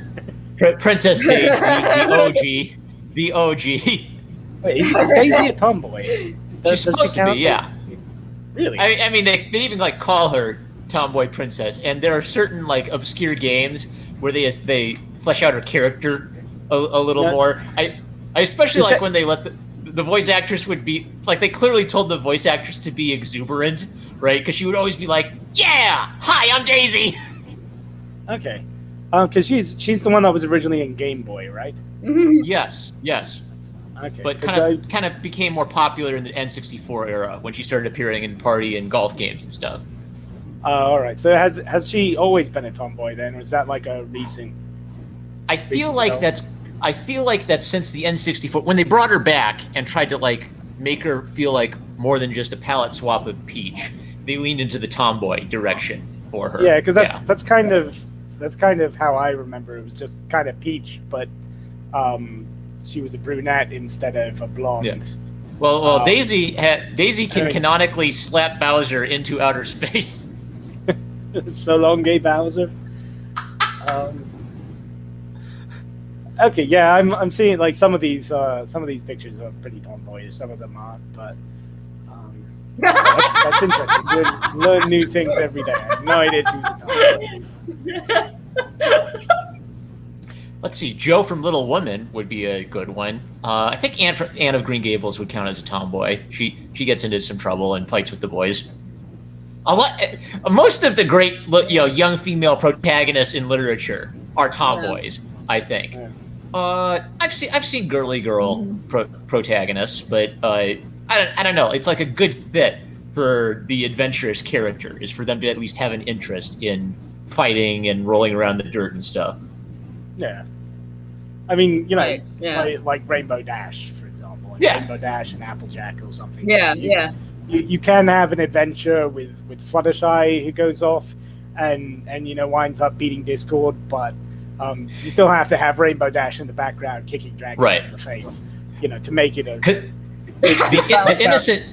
the innocent sweet characters need like a guide to help them survive the first part of the adventure, right? I've mentioned this before, but my favorite manga of all time is called From Far Away, because it's about like a high school, just like this totally normal high school girl who just gets boofed into a violent fantasy world, and she has absolutely no superpowers, and she doesn't even speak the language. And what I love about it is she never does anything crazy supernatural, but you end up like falling in love with her just because of how well she handles herself, despite being surrounded by people who could kill her at any moment. Yeah. Rukia from Bleach. Clear your internet search afterwards. Well, I'm looking on DuckDuckGo. So DuckDuckGo is currently using Bing, and Bing is so horribly censored that I'm not going to get. Do you guys have you ever heard about the like Bing censorship stuff going on? No. With the only thing I know about Bing is just how pathetically hard they were trying to get everyone to use Bing for a while. Yeah, well, I mean that's kind of the story of Microsoft, but Michelangelo's David. Let me see. I actually discovered this completely by accident on my own the other day. Let me see if it's still.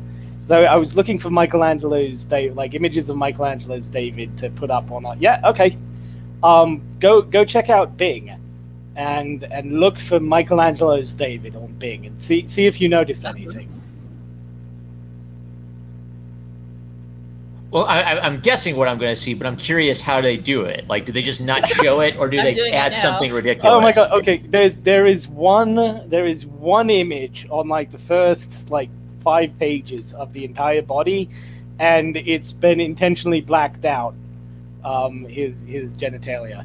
Now, if you look on Google, you can find the full image of Michelangelo's David, but on Bing, it's completely censored. It's only his face or his torso, his upper body, right? There's one image of his back, right? You can see his butt, but you can't see his junk. Yeah. Oh, there's one. There's one photo. It's blending into the background, so it might have the censor AI might not have realized that was a willy. But yeah, it's like a real life Simpsons meme, you know. One of my favorite little factoids about Michelangelo's David is it's actually made with the head too large and the hands too large, but that's because you were supposed to be down at the bottom looking up at it. So Michelangelo accounted for foreshortening so it wouldn't look like his head was too small when you were peering up at it. But if you step back from it, it starts to look weird. And my internet's super slow. Yeah, I'm not seeing anything period about Rukia. I mean, I know who Rukia is, and I know there is period images of Rukia.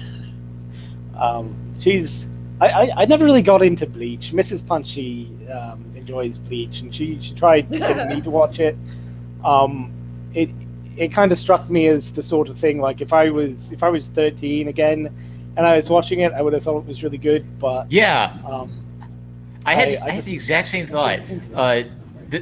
What I noticed is the first like season or so was kind of like interesting stories about death, and you know they literally and metaphorically fight against death. And ever since they've like gone to the death world, it's just been one long fight scene against the death gods. I don't know. The fact it's kind of like there's a blessing and a curse aspect to the fact that manga artists often have like they have so much of a singular vision that when they nail it, then that means that they've created like a massive epic, tale that is all with a beginning, middle, and end. But it also means they can go off into La La Land pretty easily as well. Yeah, I mean, I didn't even really get past the first season myself, but yeah, I'd agree with that. Who are some other tomboys? Punchy just named your wife. Well, I mean, I've always been into like Rebecca Chambers, Sakura from Street Fighter.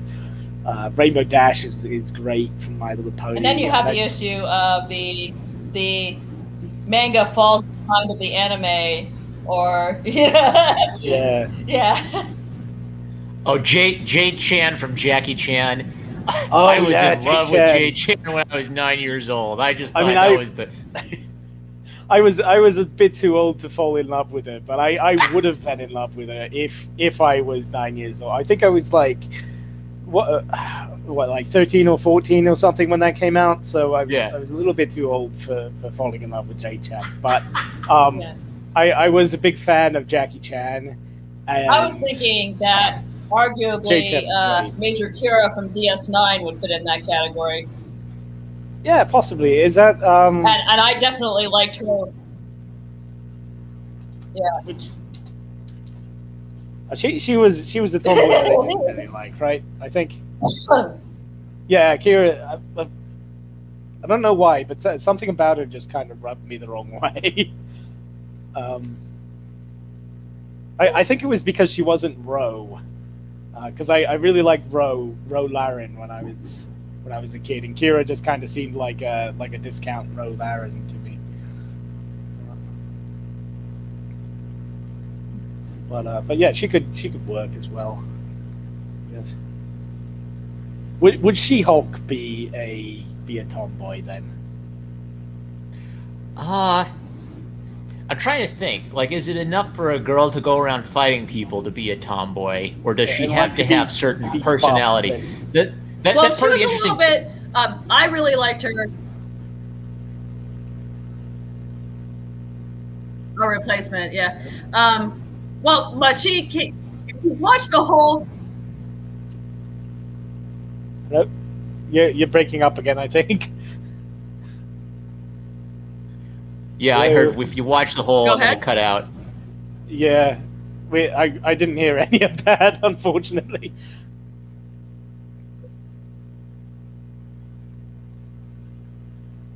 No, still nothing. All right. Well, while Right Geek tries to sort that out, I guess. Okay. Let me repeat what I said. If you watch the whole series of Deep Space Nine, you can see that she becomes a character in her own right. Okay. Yeah, I think I only made it to like the first 3 seasons, I think, or something like that, 2 or 3 seasons.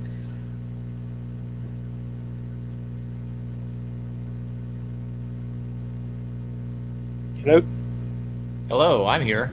Right, Geek? Do we still have you? Oh man, so you missed the really big storyline in that then. What with everybody the space war or whatever, the weird yeah, I ducked out of it right before that whole thing started.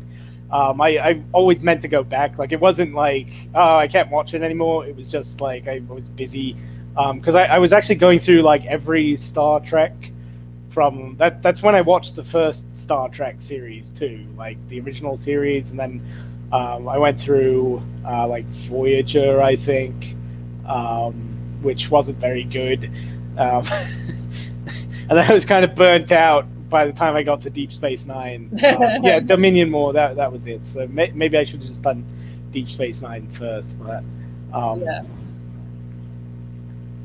yeah, Dominion War and the Major from Ghost in the Shell. The Dominion War had some really good stuff. I really like the Major from Ghost in the Shell as well.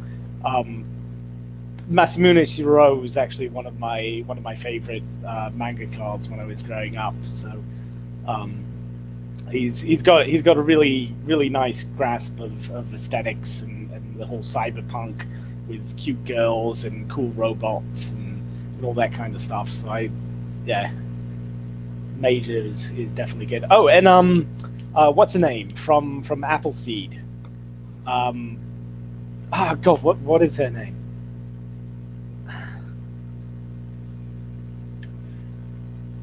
Do you guys?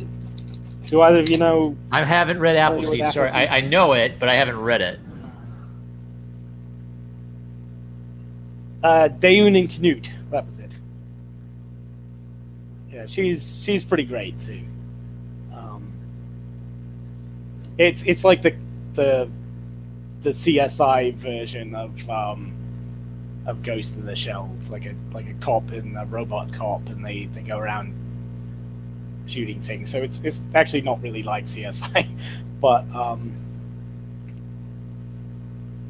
yeah, the main. The Right Geek has lag. Okay, so we might be running the Right Geek's birthday stream right now. Haha! Quick, let's get her cancelled. You guys are hearing me. We're hearing her roughly 15 seconds after I speak. Okay.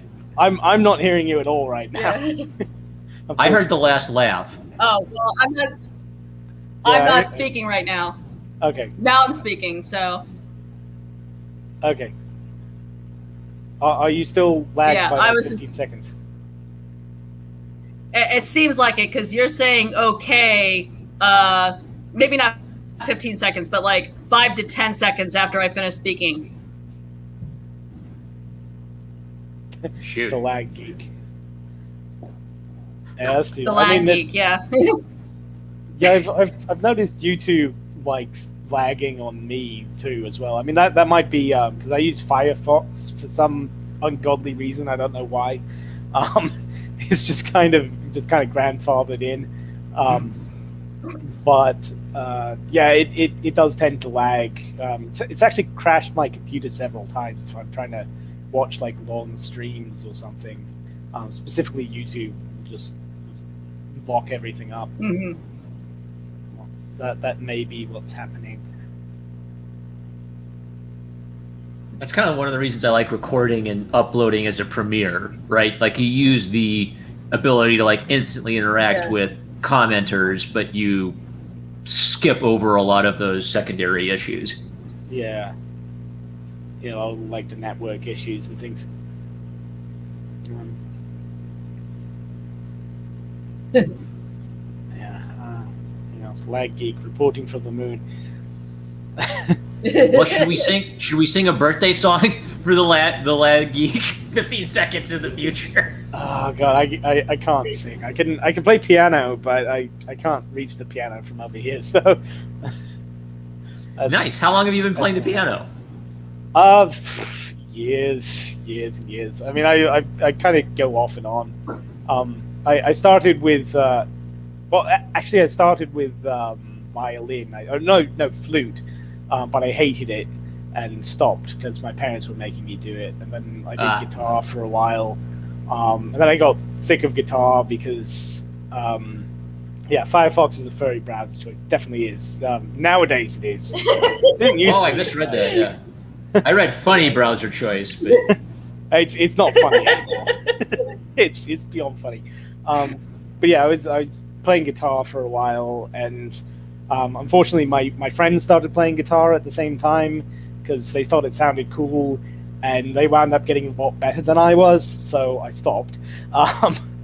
And then I just kind of went on to piano and keyboards and things. So ever since I was a kid, basically. I'm not great, but I can play Happy Birthday if you need me to. I had like a few little piano lessons when I was a kid, but I just didn't stick with it because it wasn't my thing. But I still sometimes use it if I need to do like a quick remix or something for a YouTube video. Well, you're pretty musically inclined. I mean, I've heard your compositions and stuff, so you're quite good. But I don't know the terms for anything. I just play it by ear, which I guess some musicians have done that. Yeah, you don't need to know the terms for everything. I learned how to play the Saint Elsewhere theme by ear on the piano. Oh, that's pretty good. That's the I'm still depressed about the ending of that. To tell you that's the story. Every time it gets brought up now, I'm just like, oh god. Oh god, yeah. It's completely meaningless. Yeah, but the St. Elsewhere theme I learned to play by ear, and that's the only thing I can play on the piano. Actually, here's a question for you. Let's say like this whole Marvel thing. I mean, eventually it's going to pass, right? Like, always does in comics. The Golden Age ended, Silver Age ended, comic book code has already ended. Everything kind of ends. But let's say like when current year Marvel ends. They have one big final episode where it turns out that everything was just some autistic kid with a snow globe, and none of that actually happened. Wait, that's based on something, isn't it? I know I've heard that before. Would you be upset, or would you be happy with that? I guess that would be only if the autistic kid is Jack Kirby. Yeah, like an autistic Jack Kirby, and like he's a little kid and he's got this snow globe, and it turns out everything that happened for like the past 10 years or whatever was just him playing with his snow globe. Well, Would that be something that would satisfy you, or would that still be just upsetting and disappointing? Well, it's an interesting thought experiment, but I just know that all would happen is that like Disney would call up Marvel and say, "You guys are losing us money. You're done." So it would just like end with everybody in the middle of whatever stupid they were in the middle of, and nobody would know what to do.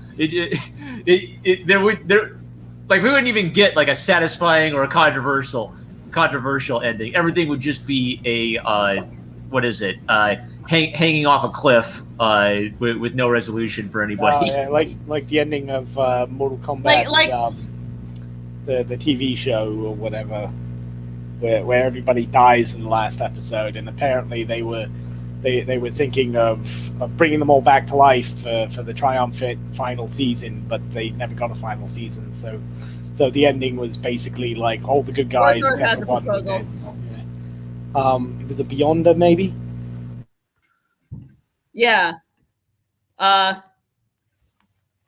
I think that might work. It could be a Beyonder that's been messing with the universe for the past 10 years. Okay, and Evie had a question as well about it. Yeah. Characters. So what do you think makes a good character who is regular feminine or even a girly girl? I hardly see them in media where they aren't just annoying or dumb. Also, do you know any good examples? Well, I think, this turned into a My Little Pony stream so quickly we hardly noticed it. But I think My Little Pony is one example where they do it that way, right? Yeah, and Fluttershy as well. I mean, they're both feminine. Yeah. Well, this was something else that I've spoken about at length with other people, and they just kind of tell me to shut up and go away. But one of the things that I found really interesting about My Little Pony was the gender dynamics in the main six, right? And there aren't any male main characters. Like there's male supporting characters, secondary characters. Big Mac. Like, Big Mac and Gaben and everything. But as for the main six, it's kind of interesting because there are two masculine characters, right? Tomboy ponies. There are two feminine characters. There's two kind of in the middle, sort of gender neutral, ambiguous characters, and they all sort of represent different aspects of their particular gender identities as well. So like Rarity is a feminine pony, and Fluttershy is also a very feminine pony, but they represent like two different aspects of Rarity's an industrial. Rarity's a business owner. She's an artist, and Fluttershy is a caretaker. She's abused by her rabbit. Fluttershy is Blanche.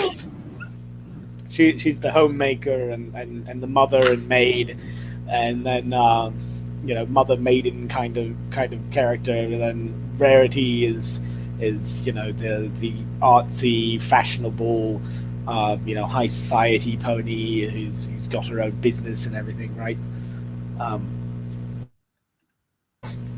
But they all get along. They all get along with the masculine ponies, and some of the best stories are when the masculine pony and the feminine pony get together, right? Like Fluttershy and Rainbow Dash, or Applejack and Rarity. Like those are my personal favorite episodes. And I know a lot of people really enjoy those as well.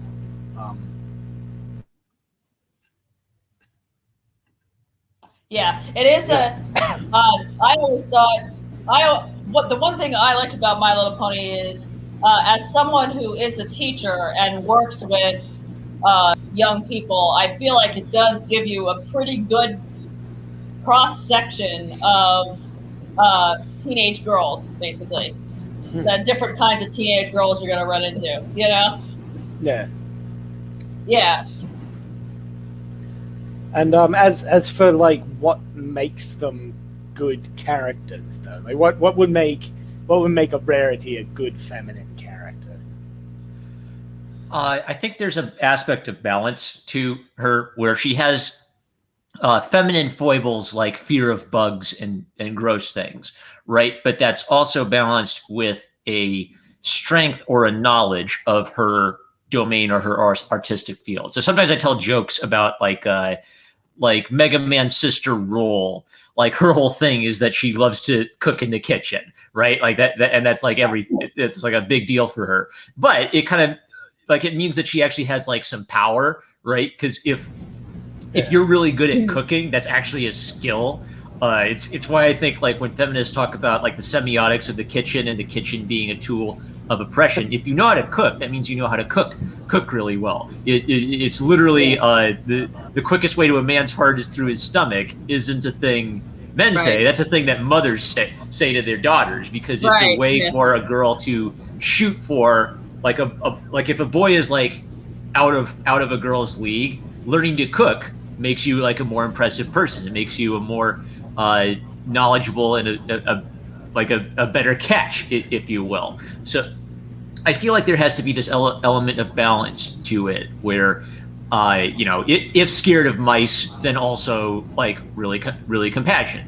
And I feel like there's a direct parallel to this for men where, the ability to do violence is neutral. The ability to do violence could be the attribute of a wife beater, or it could be the attribute of a knight in shining armor. So I always think that kind of like the moral direction of the character is a lot more important than maybe the personality foibles or fears of the character. Mm-hmm. Well, I think specifically with Rarity, one of the things that I found really interesting was that she was actually able to take her weaknesses and make them into strengths. Right, like the Diamond Dogs episode. Are you guys familiar with that one? Yeah, I remember that one. Yeah, they kidnap her. Kidnap it feels her. like she's a damsel in distress, but then she gets them to like clean their room, and she gets them to clean their room so much they can't stand it anymore. They like, and she does it specifically by playing up the damsel in distress angle. Like she doesn't try to be the big brave heroine who beats them up and throws them off a cliff or something.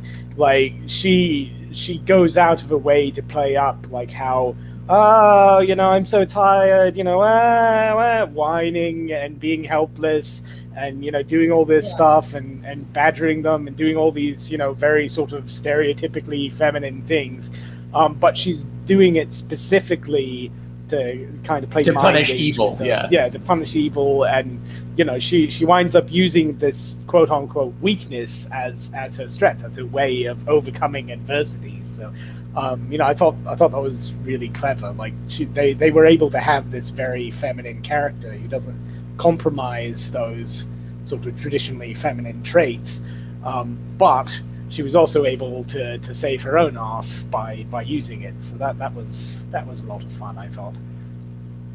The proper term is flank or plot. Oh yeah, I mean technically. I think to generalize what's being said here, the way you write a good girly girl or feminine character is you still write them as intelligent and ready to use where their strengths lie to accomplish their goals. So Rarity may be feminine, but she's using her femininity in an intelligent way. Well, what about And I'd also say like an unintelligent character can be a heroic character or a likable character too. It's always about balance, right? Like what are their what good traits do they have? Yeah. That was going to be my question. There's intelligence, but does that ever work? I mean, sorry, dumb girl. Like I was thinking. I think so. If you make them,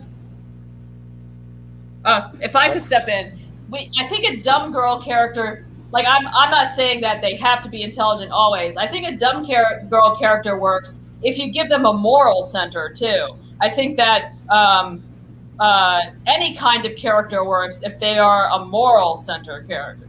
If they have a moral center to them, so you can have a complete ditz, right? Who trips over her own feet. But if she is also kind and helps strangers and always tries to do the right thing, even if she's a little bit slow, then she's still a good character, right? Yeah, I'd be inclined to agree with that. I mean, I was thinking something like maybe like Sailor Moon or something. Like she's very dumb, but I guess she's more like later on in the story she's moral. It's kind of a coming of age story, so she doesn't wind up being very moral until later. But there's that protagonist from the one with all the panties where they're kicking each other in the face, which is like Kill la Kill. No, not Kill la Kill. It was prior to Kill la Kill. It's even more panties than Kill la Kill. Okay, panty and stocking. No, it's Ikitosen. Oh, okay, yeah, that's like an ecchi, yeah. Yeah, that. Well, I mean, it's technically it's a legitimate, but it's so fan service. It's on par with like High School of the Dead, like Right. that kind of thing. But the main character is a very dumb jock girl character, but she's very strong. It's like Goku basically, like female Goku. Goku's very dumb. He's a, that kind of which color Oni is it? Isn't that an Oni character? Like The red and big blue dumb Oni? glutton? Yeah. Is it the red Oni that's the big dumb glutton or something? I don't remember which is which, but yeah. Yeah. But that sort of character can work as well, like a very dumb character. But if you do it right with a moral character, because I think Goku's a very moral character as well. So He's reliable. He's dependable. yeah. Or we can think of it this way. I have a friend who has published a book on how to write engaging plots. And one of the things she put in there, she borrowed from another writer. It's a character exercise where you think of a character and you think of one of their dominant personality traits. And then you think of like an opposing trait that could also be a part of the character. And if you think of it that way, then what you do is you get a full character, right? So I back engineered how Stan Lee must have done Tony Stark. Then is he said, what was it I wrote down? Let me look that up real quick. I wrote something down in my drive. I was doing this in preparation for my fan comic, trying to back engineer how they thought of this character, right? And one of the ways is to think, okay, they have this dominant trait, but also there's this subordinate trait that is in opposition somehow. Let me see if I can find it.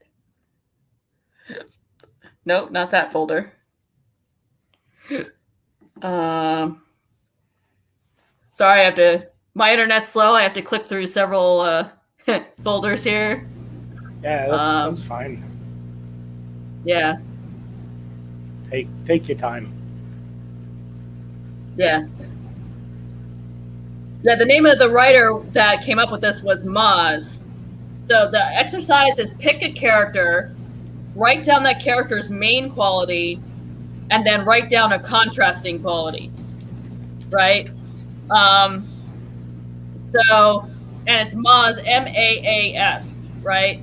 So I did it with Tony to figure out how they to back engineer how they made this character, right? So I said, all right, so Tony Stark, write down that character's main quality. Well, he's known to be very confident, right? At least publicly. And then it says, write down a contrasting quality, self-loathing, right? So, so he projects this confidence and this assurance that, so he projects this confidence and assurance and desire to master his environment and control his environment. So I wrote down here, when Tony deals with the general public, he appears self-assured. That's why he's often chosen as the spokesperson for the Avengers when the press comes along. That's also why many women are attracted to him. his history in the limelight as the son of a captain of industry, and then as a captain of industry himself, has taught him how to carry himself so he will be respected. Thus, in all public interactions, Tony should, with few exceptions, exude confidence and power. However, when Tony is alone or in the company of his closest confidants, a different side of him emerges. The apparent arrogance disappears, replaced by depression and questioning. It turns out Tony is a perfectionist, and this warps how he sees his own accomplishments. If he loses one person, he will dwell on it, even if at the same time he's saved another 30. That was me, like, writing some meta, trying to back engineer how the original creators of this character came up with this character. And it seems like they did kind of do it that way, where they had this, he's supposed to exude confidence. He's, this rich playboy who has, like, the life everyone wants. He has everything a man could ever need, right? But, right, here's the contrasting quality. He's got this tragic aspect to it, right? So I think that with any character, I think that's what you need to do to make it a full character, or one of the things you need to do is say, so I have this dominant quality I want the character to have. Like, this character is really dumb, but let's say that's the quality. They're kind of dumb. They're kind of a ditz, right? So what would be the contrasting quality that we could put with that?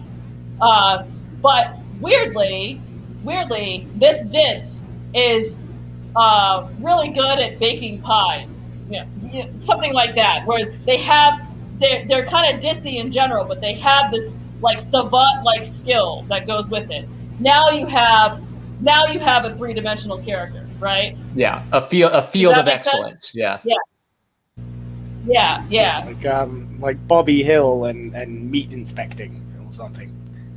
Yeah. I mean, that's probably a really obscure and autistic reference, but yeah, I get it. I mean, yeah, and I mean, you could do that similar sort of exercise with many of the My Little Pony characters as well.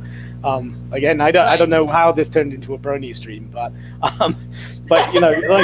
like Rainbow Dash, right? She's very aggressive and she's very brave. But then the flip side is she can be quite insensitive at times, and she kind of teases her friends, and she gets really upset when her pet has to go hibernate. Yeah, she's got that competitive streak, like the positive aspects of the competitiveness, as well as the negative. And Applejack is very hardworking, but she's also stubborn, and she can't accept help. So she's right. hardworking, and that's the positive aspect of the hard work. But the not being able to accept help and being very stubborn would be the negative side of that trait. So what you're doing there is that's another thing you can do is you can say when someone has a particular quality, it has to come with both the positive and the negative aspects. Like Tony Stark in the MCU is very intelligent. So the positive quality of that is that he can invent time travel in 5 minutes after dinner, right? But the negative aspect of that is if you are that smart, if you are that many sigmas away from the mean, you're going to have trouble communicating what you're thinking to other people. And the MCU actually does that fairly well, right? Where he seems like the way he's written, he seems to be when he's in the Avengers movies, he always seems to be on this completely different wavelength from the other characters, right? So that, at least, I think the MCU did correctly. If they're saying, okay, he's supposed to be a super genius, I think they actually did try to write a good super genius character, right? Yeah. With both the positive and the negative aspects of that.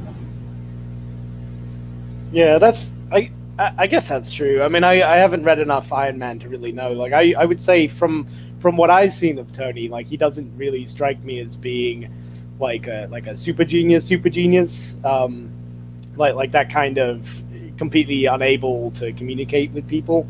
But that could just be the versions of Tony that I'm familiar with. I mean, maybe there are versions where he's almost autistic and weird, and people very off-putting. Is that the case, or?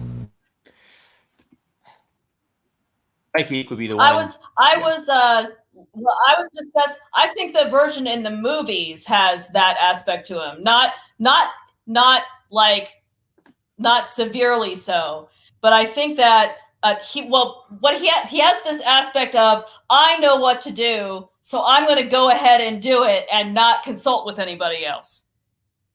And then everyone else is like, what the heck did you just do? And then he tries to explain it, but then he comes off sounding like an asshole. And I don't think it's all intentional. I don't think that he's trying to be an asshole all the time. I don't think he's trying to. I think that he just thinks, well, it's self-evident to me, so it ought to be self-evident to everyone else. Yeah. Okay. Yeah, I mean, I've encountered some people that are, sort of real life Tony Stark levels, and you get that from them on a fairly regular basis. I can see that happening. Yeah. Yeah. I was going to say, Comics Tony isn't written like that. Comics Tony, you're right that Comics Tony isn't written like that. He's a bit of a different character that way. In my head, I have a bifurcation. Like, MCU is like an alternate universe take of Tony, right? Yeah. And then, which I like, I enjoyed it, but it is different from 616 Tony, for sure. So. Well, I was going to say, if Tony is that intelligent, like, the thing that I would be worried about would be the Nice showing up and trying to recruit him into their scientific organization. But oh, nice. Well, in the comics there are some. Yeah, in the comics there is some aspects of that, because in the comics he did side with the government during the comic Civil War, and he ended up doing things like cloning Thor so they could have Thor's power on their side, which is a little bit nicey. So Hashtag the science. Hashtag the science. I still haven't tried it, but mom was saying that we're going to do another stream of that in a couple weeks or something.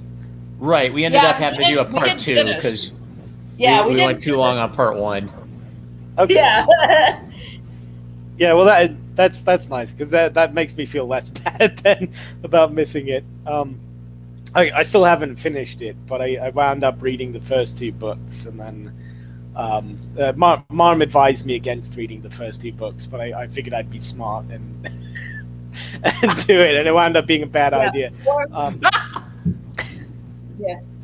Warzard is right about Reed Richards in the comics. Yeah, Reed Richards in the comics is the very, very smart guy that oftentimes his smarts end up being his downfall. I mean, there's a reason that he sided with the government during the comic Civil War too. So, yeah. But in general, so Reed Richards is the smartest man in the universe, and he doesn't understand women. Yeah. Oh God, what was the that? Smartest man in the universe.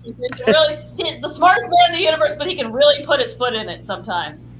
Did you ever see Beautiful Mind? I've seen it. Yeah. Yes. With when he was trying to talk to women, and he's like, well, we're essentially just talking about an exchange of bodily fluids, so why don't we skip the small talk and just go straight to the sex? And then winds up getting clobbered, and he doesn't understand what he did wrong, because he figures, I'll just explain it in the most technical technical way possible. And so something like that I could see happening. MCU equals Marvel without the FF, kind of like the DC Elseworld the nail. Now, I'm not unfamiliar with the nail. Or either of you two familiar with that?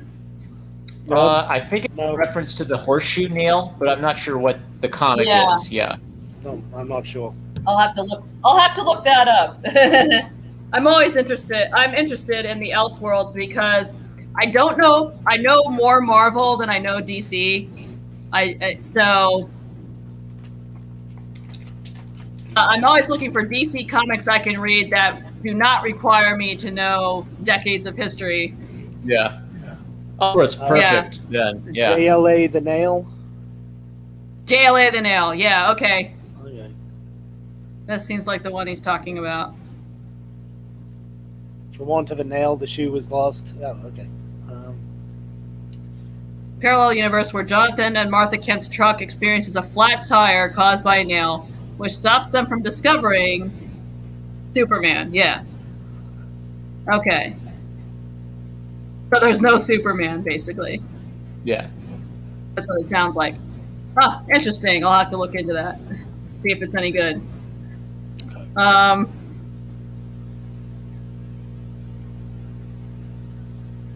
Yeah, so I think maybe because the MCU didn't have the FF for reasons of other people owned them, right?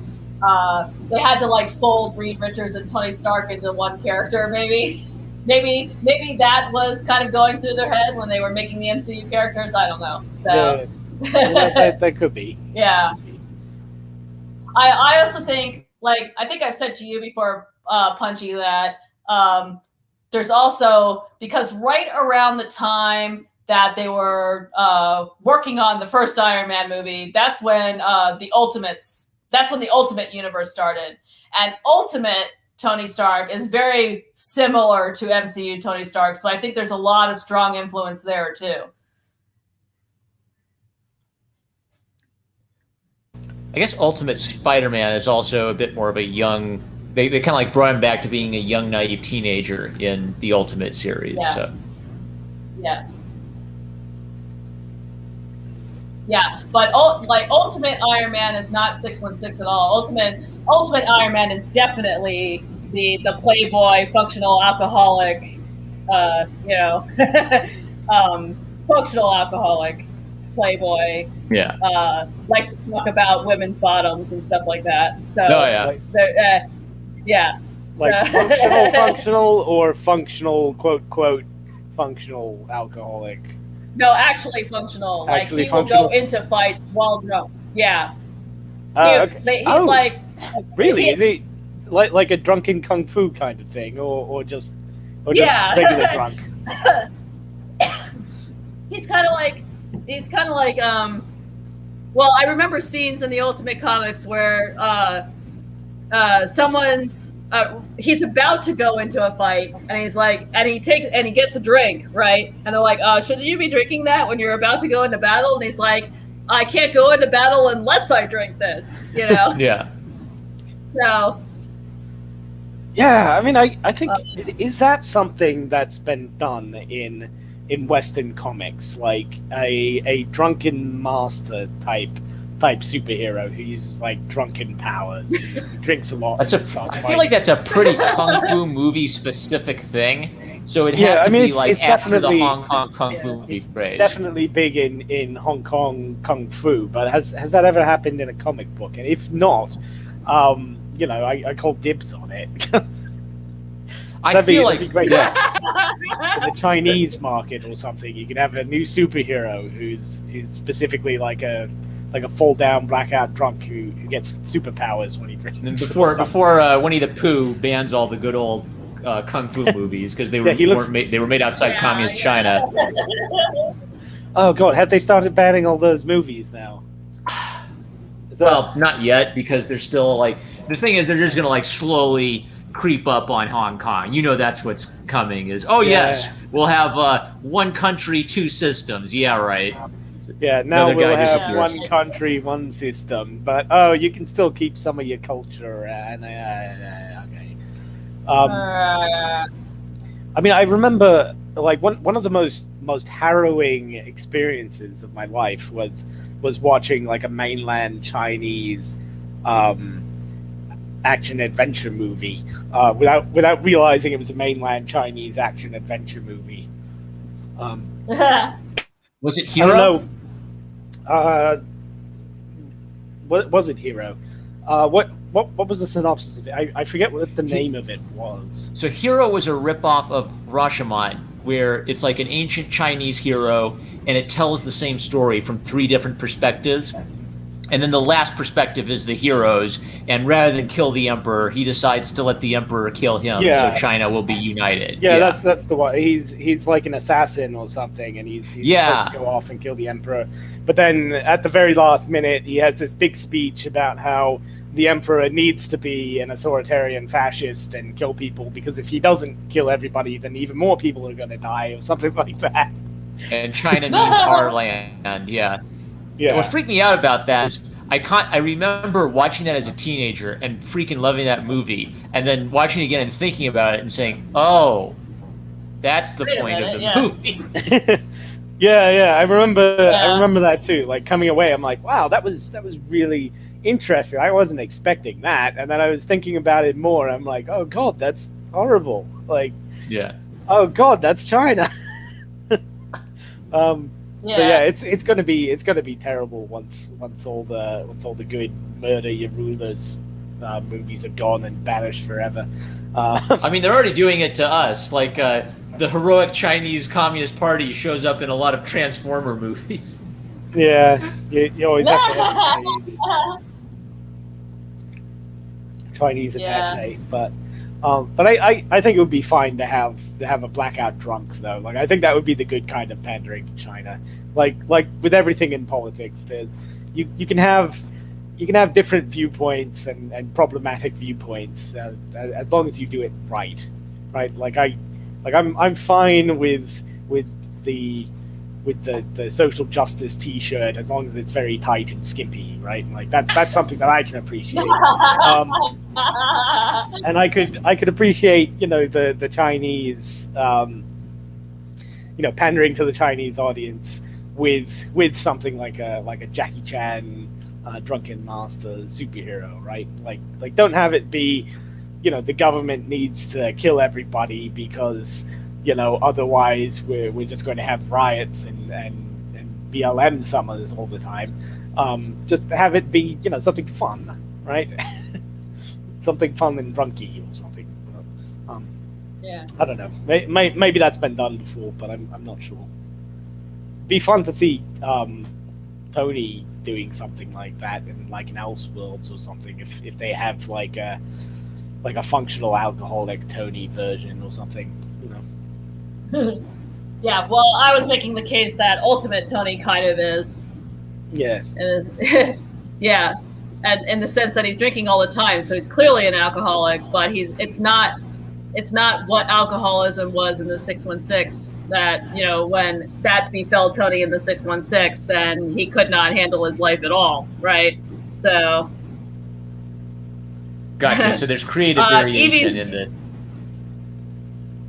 Yeah. So Evie's observation about the Incredibles here. I recently noticed that the Incredibles all have similar, if not the same powers as the Fantastic Four, which is cool because FF is known as the first family of Marvel. You mean the Fantastic Four isn't a rip-off of the... You mean the Fantastic Four isn't a rip-off of the Incredibles? Incredibles did it. Wait a minute. Or the other way around. Incredibles did it.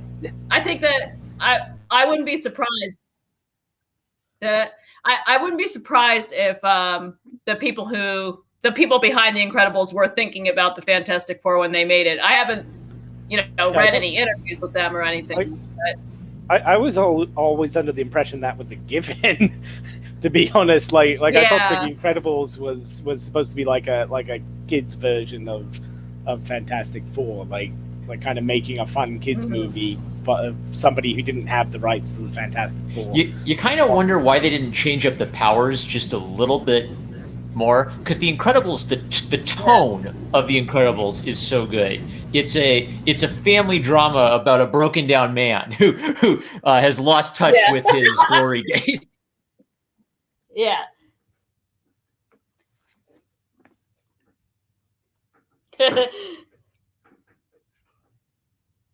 Sorry, I'm just thinking about that meme I saw on Twitter. Somebody that I follow on my timeline had like some comment about like new math or something like that, and then it was Mr. Incredible. Math is math,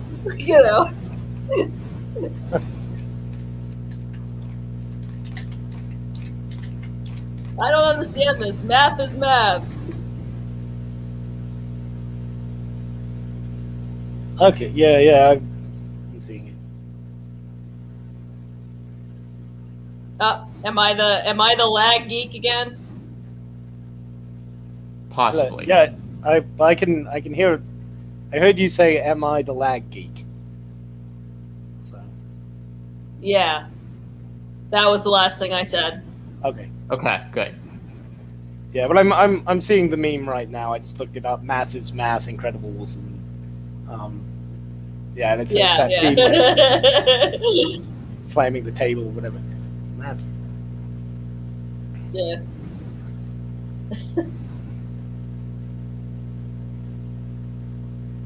Okay, well, it is getting kind of late over here, and I do need to go to bed so I can go to work tomorrow, so to speak. Happy birthday, right, Geek?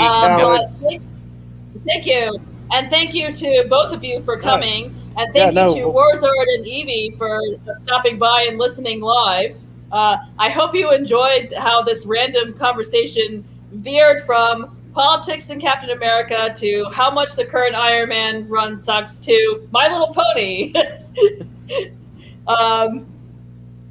Anyway, I hope you guys enjoyed listening.